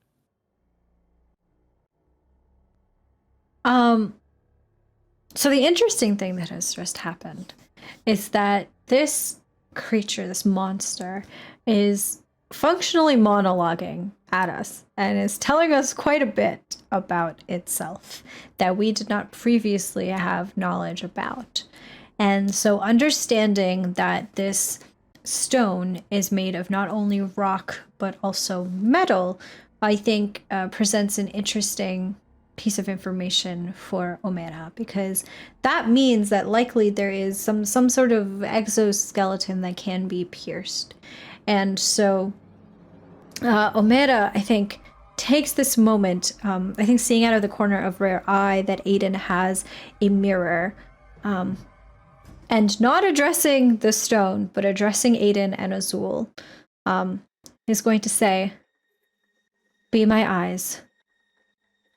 They will close their eyes, tilt their head up as if they were looking straight at the stone in front of them. And I am going to... the tattoos on Omera's arms are going to, I think, start to move like the vines moving along it. And the leaves and the flowers that are blooming off of Omera's shawl, I think, start to unfurl as Omera is going to jump up and just pray, just like hope and pray that, because I'm not looking, right, but is going to hope and pray that based off of the sound and based off of hopefully Aiden's guidance being their eyes, they are going to shoot straight down into the stone, creating a drill using vines, trying to crack open the body, the armor of this creature. Fantastic. You're inflicting violence here. Sure I am. They wish you harm, for sure. You're desperate, for sure. It's personal. Don't think it is. With that, you can add a +2 to this bad boy. I got an 8. An 8? This part of the fight ends on your terms. Fantastic. With that, I think Aiden provides you the instruction at least. You see he picks it up, looking at this creature and kind of goes, "It's got a core.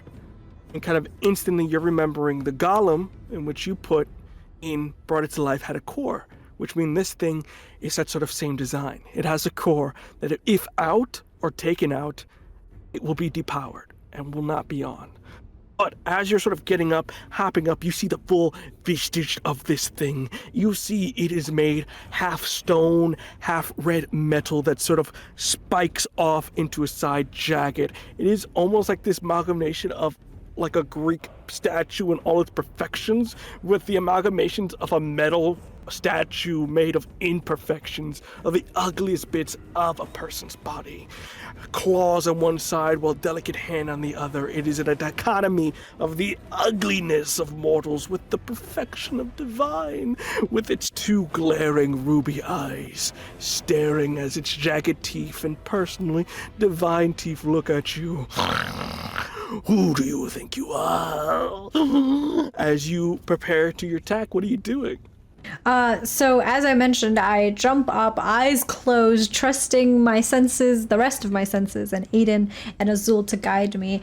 And I am going to take these vines that are sprouting from the tattoos on my arms, and I am going to create a drill and just like jump up and then go straight down, putting as much magical force into the body of this creature as I can to crack it open.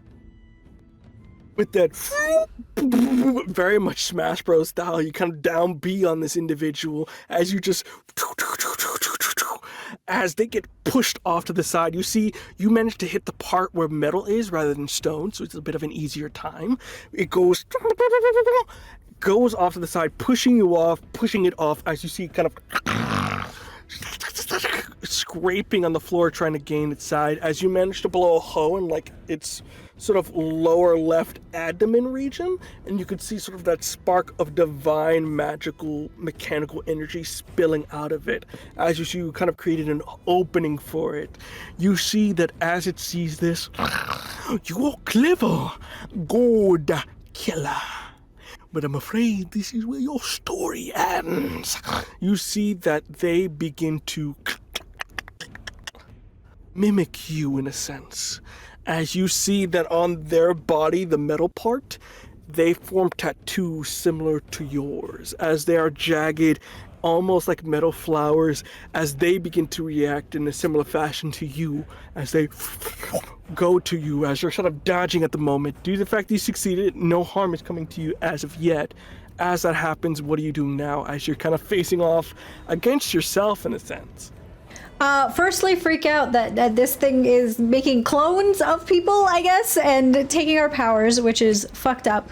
And I think as Omera is dodging, again, eyes closed with purely the other senses that they have and the support of their companions, Omera thinks for a second, just for a second, that something that this creature cannot mimic, or at least should not be able to mimic, is the divine power that is roiling within Omera, is this stone that is embedded in Rare Chest that allows Rem to do unthinkable things. And so Omera is going to, I think, again, bring out this tapestry of fate and is going to feel around to feel, is there a thread of fate for the stone? The power for me, if you be so kind. Okay. You have not done this perfectly. You are desperate for this to work, so do you want to give another strain? Yeah, so I'm you're gonna at do 3 it. if I'm at the moment. So 3 strain at the moment. And you're close to so you're not close to where you got this power from, so you get a +1 for this. As you are, like, in this instance, very much like a harp pulling on a string. Thank God! I got a 7! That +1 really did it! Look at you. Clutch! You do it in this instance. So with that, you are almost very frantically, it's almost like as a bard when they have to sort of pull out their instrument mid-battle, you unwield this thing. You see it kind of protects you, providing you a little bit of security, and looking real quick, there's gotta be string. You look for, like, maybe if I find the most fucked up looking one, maybe that's it. And you could see that going through, you could see what looks like to be this jagged, sharp, almost like barbed wire rather than a string, as you see it does connect to the lovely individual of the stone here. Does it get a turn before I do anything, or do I act? I I'm going to say that it gets a turn here. With that, you see that as you pull it out, you luckily have your shawl to act as cover, but in this instance, you see it kind of real quick, almost like too fast for you to even calculate, dodge, sidestep, and gets to your face. And with that, you see it goes, "You think you are a goddess of healing, of divine energy? No. For too long we have been without one god in this pantheon, and you shall fulfill it. Do you want to know what it is?" And in that moment... Okay, well, everything that I'm about to describe, I want to emphasize, is happening at the same time. That's important. It's happening simultaneously. Okay. Doing a wombo combo. Yes. This guy got it. This is all happening simultaneously, and that's important. In that moment, Omera looks up and opens their eyes to look into the eyes of this stone. Says, "I will fulfill it, because I am the Archon of Death," and is going to snip the thread of this stone on the shawl, killing it.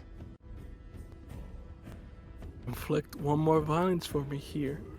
They do wish you harm, and you are desperate. I don't know if it's personal, because they're gonna bring us. So it's not personal, okay? So they said not personal. So +2 for me one last time here. I got an 8! Can you lucky little bastard?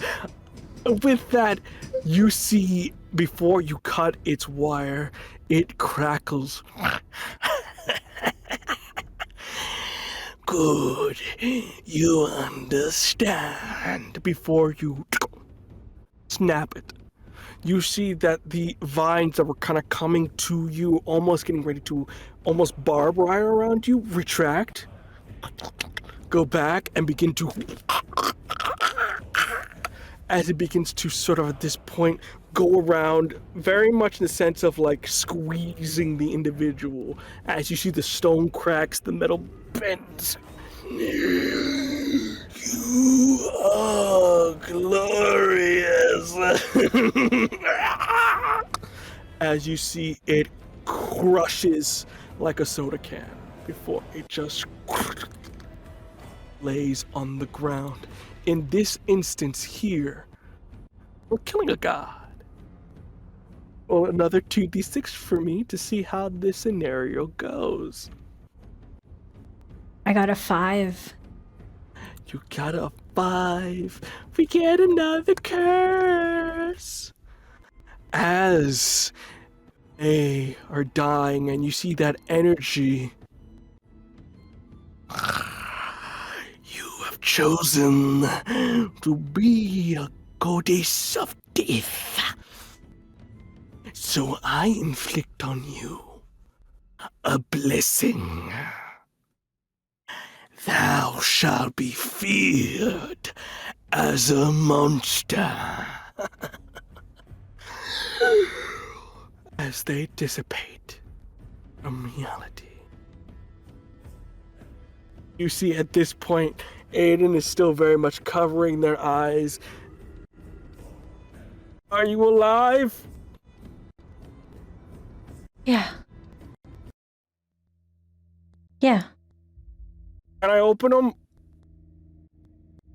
Yeah. Yes. Yes, you can. Okay. Yeah, what's the... Oh, why? You see Azugo. Well, that's the Omera now. We should take the core as proof. And Omera is shaken throughout all of this, because they have already been cursed by a god before, and it has done nothing but bring them frustration. And this one in particular, they are afraid. Works right into the palm of Daros's hands, the plans that they have. Meta's not quite sure, and I think it's scaring them. The implications of the blessing, as the stone put it, but really the curse that has been bestowed upon Rim in this moment.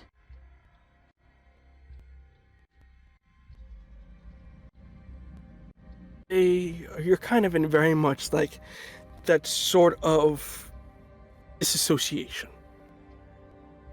They are speaking to you on the way back, but there is just a blank stare. You cannot know justice, and you shall forever be feared as a terrible monster. How can a healer be a monster? Heal the sick, the dying, the weak. There is nothing to be feared of. And I think it ties back to that future.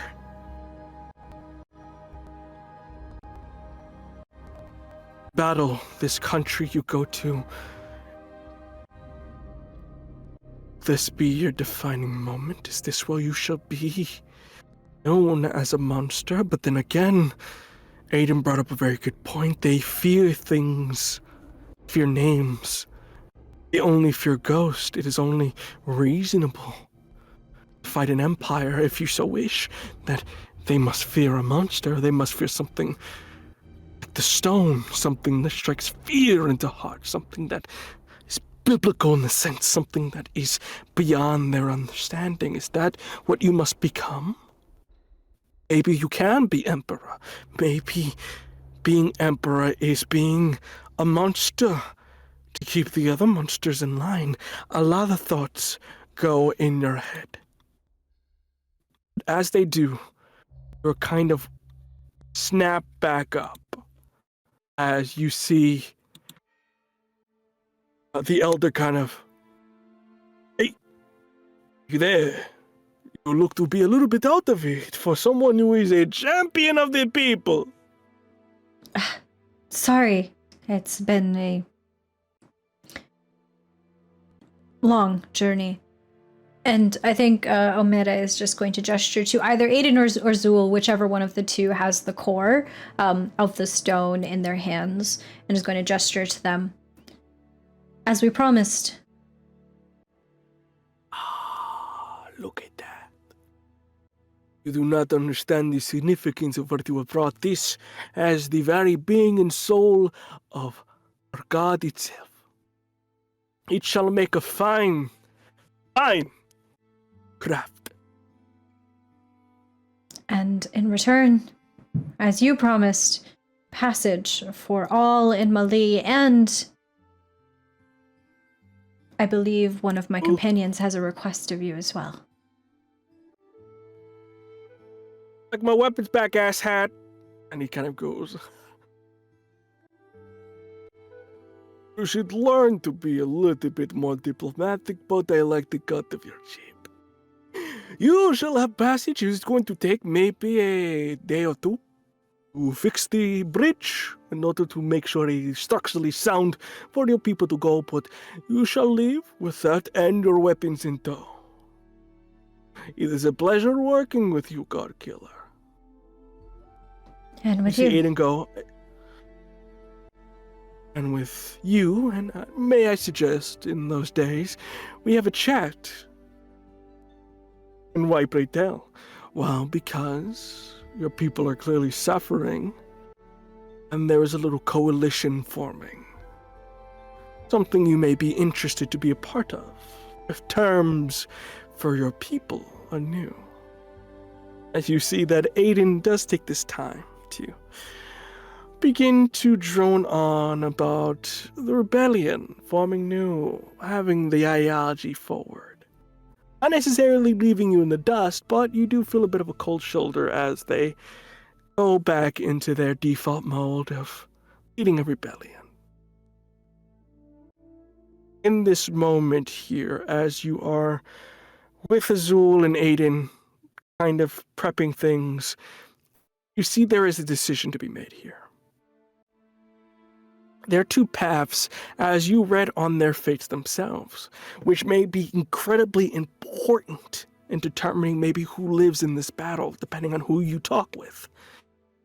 On one end, you saw a conversation with you and Azul.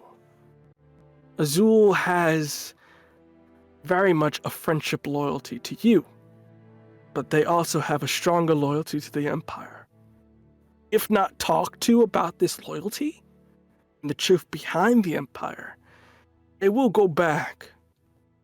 And they may be on the opposing side. Then there's Aiden. While you have fought for their life to continue, their self-destructive tendencies have not just disappeared. There are men and women in this battle, countless of whom may die due to the headstrong attitude, someone who thinks they understand how a rebellion must be fought.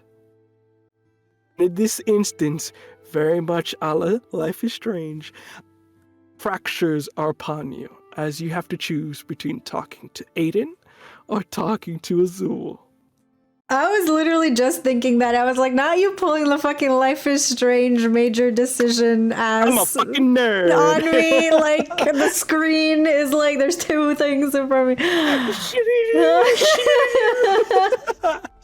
All right. Gonna shit my pants. Omera looks from Aiden to Azul to Aiden to Azul, considering the fates of the people in front of them.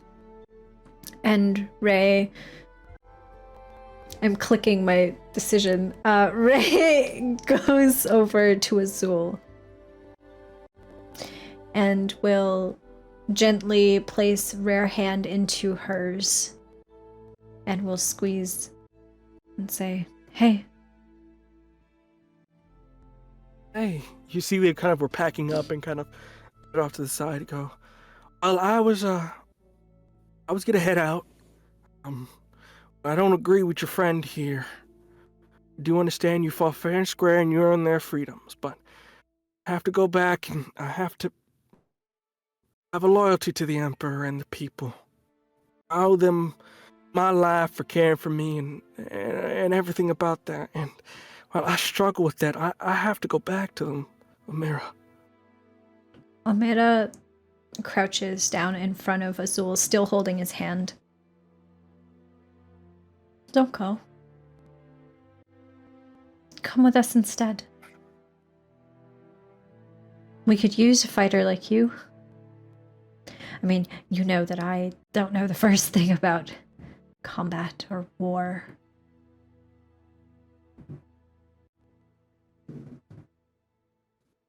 Omera, you're asking me to trade everything I know. My father, the person I loved, died to these people. Died trying to protect an organization that had order in this world. These rebels, they don't know the first thing about suffering or pain. They don't know what lengths you have to go to secure order. Omera takes their free hand and puts it on Azul's cheek, holding their face gently. Azul, if you talked to them, you'd know that's not true. And me, right now, in front of you, am I not proof that the Empire has already betrayed you?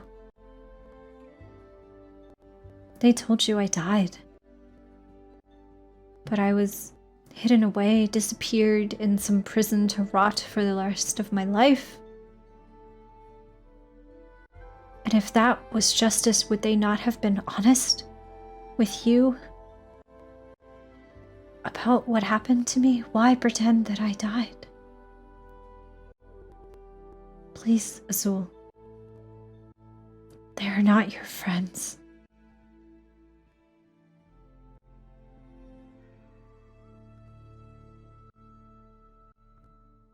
I'm afraid, Omera. I'm afraid what I will become without that structure.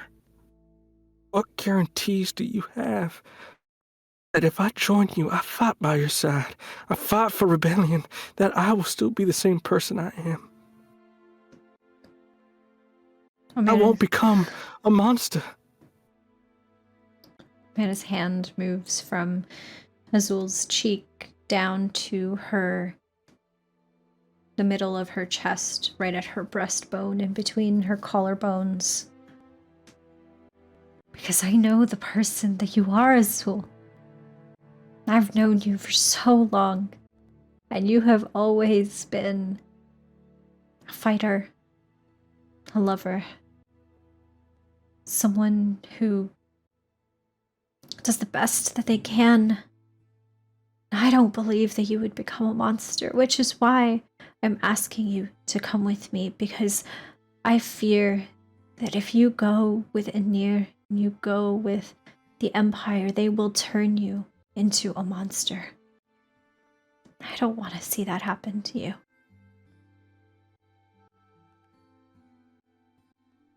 In this instance, you see they grab your hand and very much forehead to forehead, just lean against it.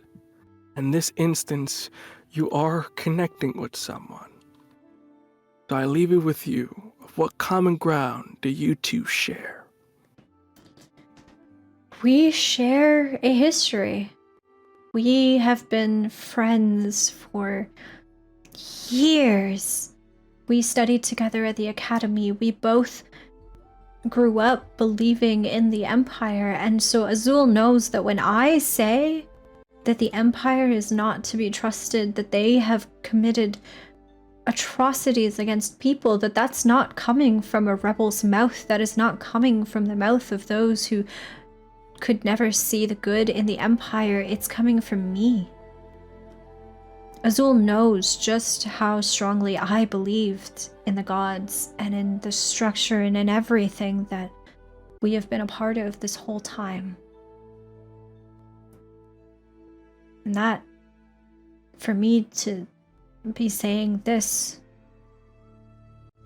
something big must have happened, and I think Azul can understand that.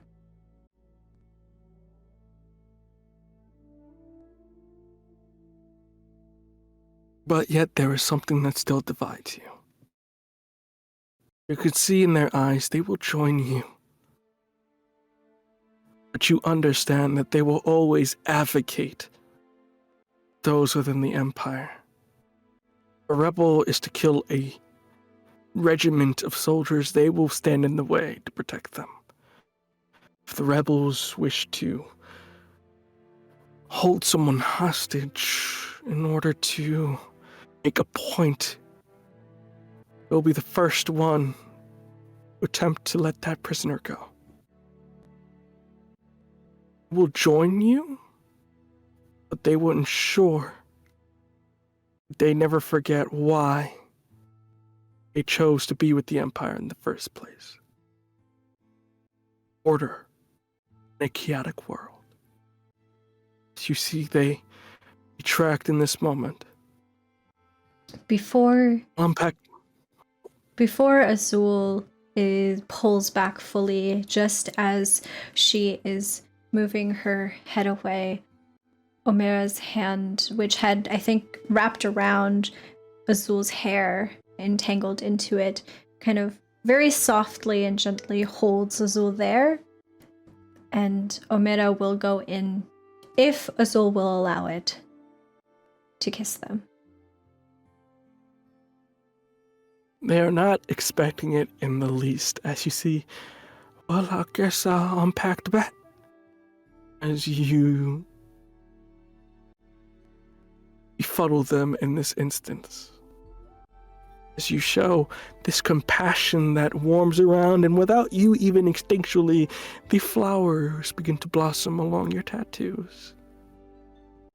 Beautiful moment shared between you two. But in the distance, as Aiden kind of comes down, muttering to themselves, like, okay, I was sorry, I guess, and looks across and sees the compassion. Kind of sighs to themselves, just very much hands in pocket, turns around. And as you sort of unkiss in that moment, they go,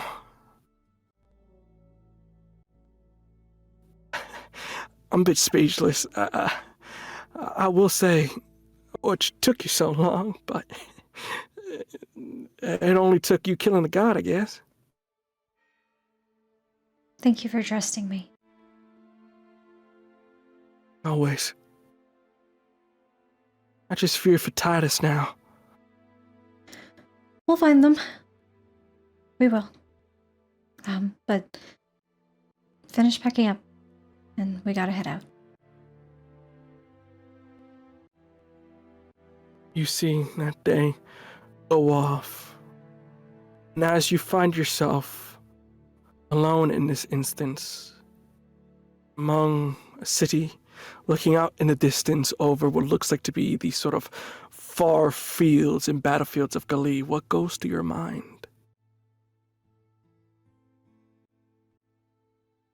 The lives of the people I am traveling with. One of them is supposedly supposed to die, including myself, I suppose. In Gali, we are not all supposed to make it out, and despite it all, I think Omera thinks that, well, I hold fate in my hands, and I will not let these people die.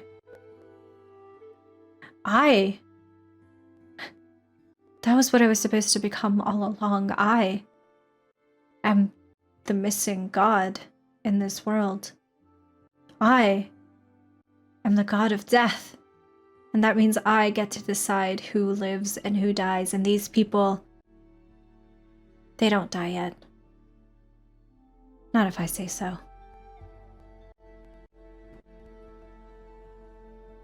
You are determined to make your mark. In a few days, someone will die.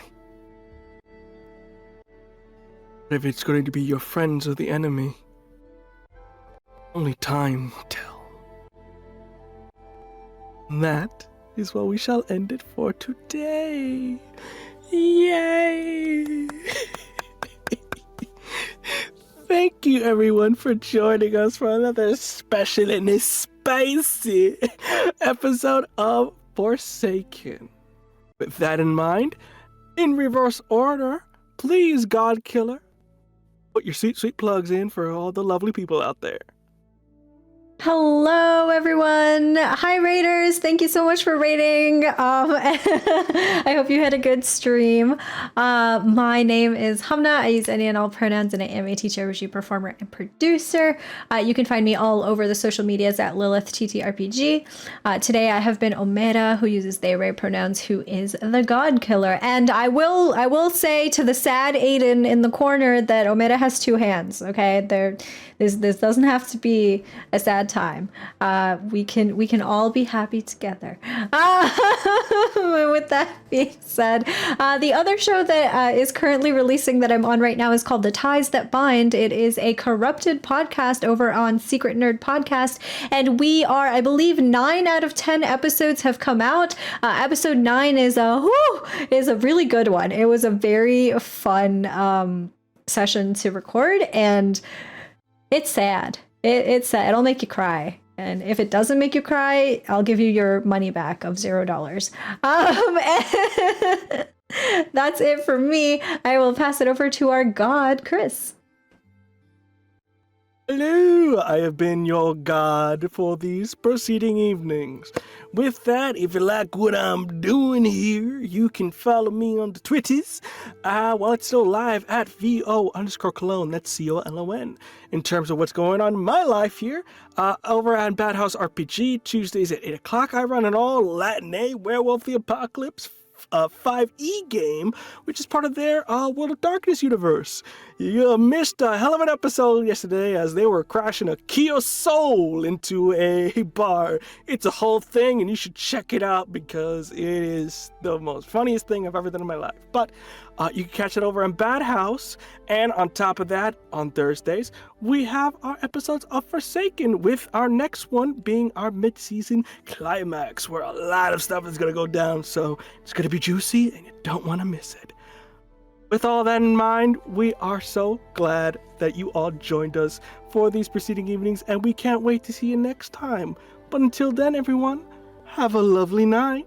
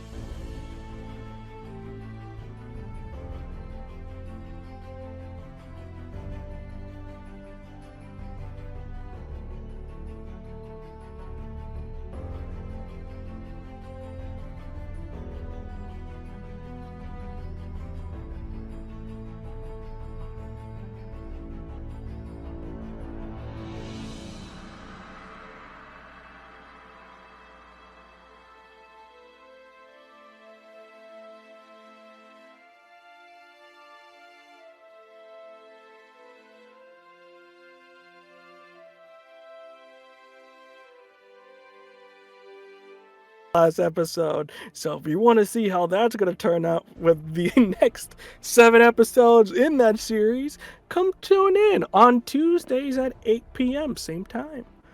With all of that in mind, we hope you had a lovely time with us today, and we can't wait to see you next week for another thrilling episode of Forsaken. Bye bye, everyone.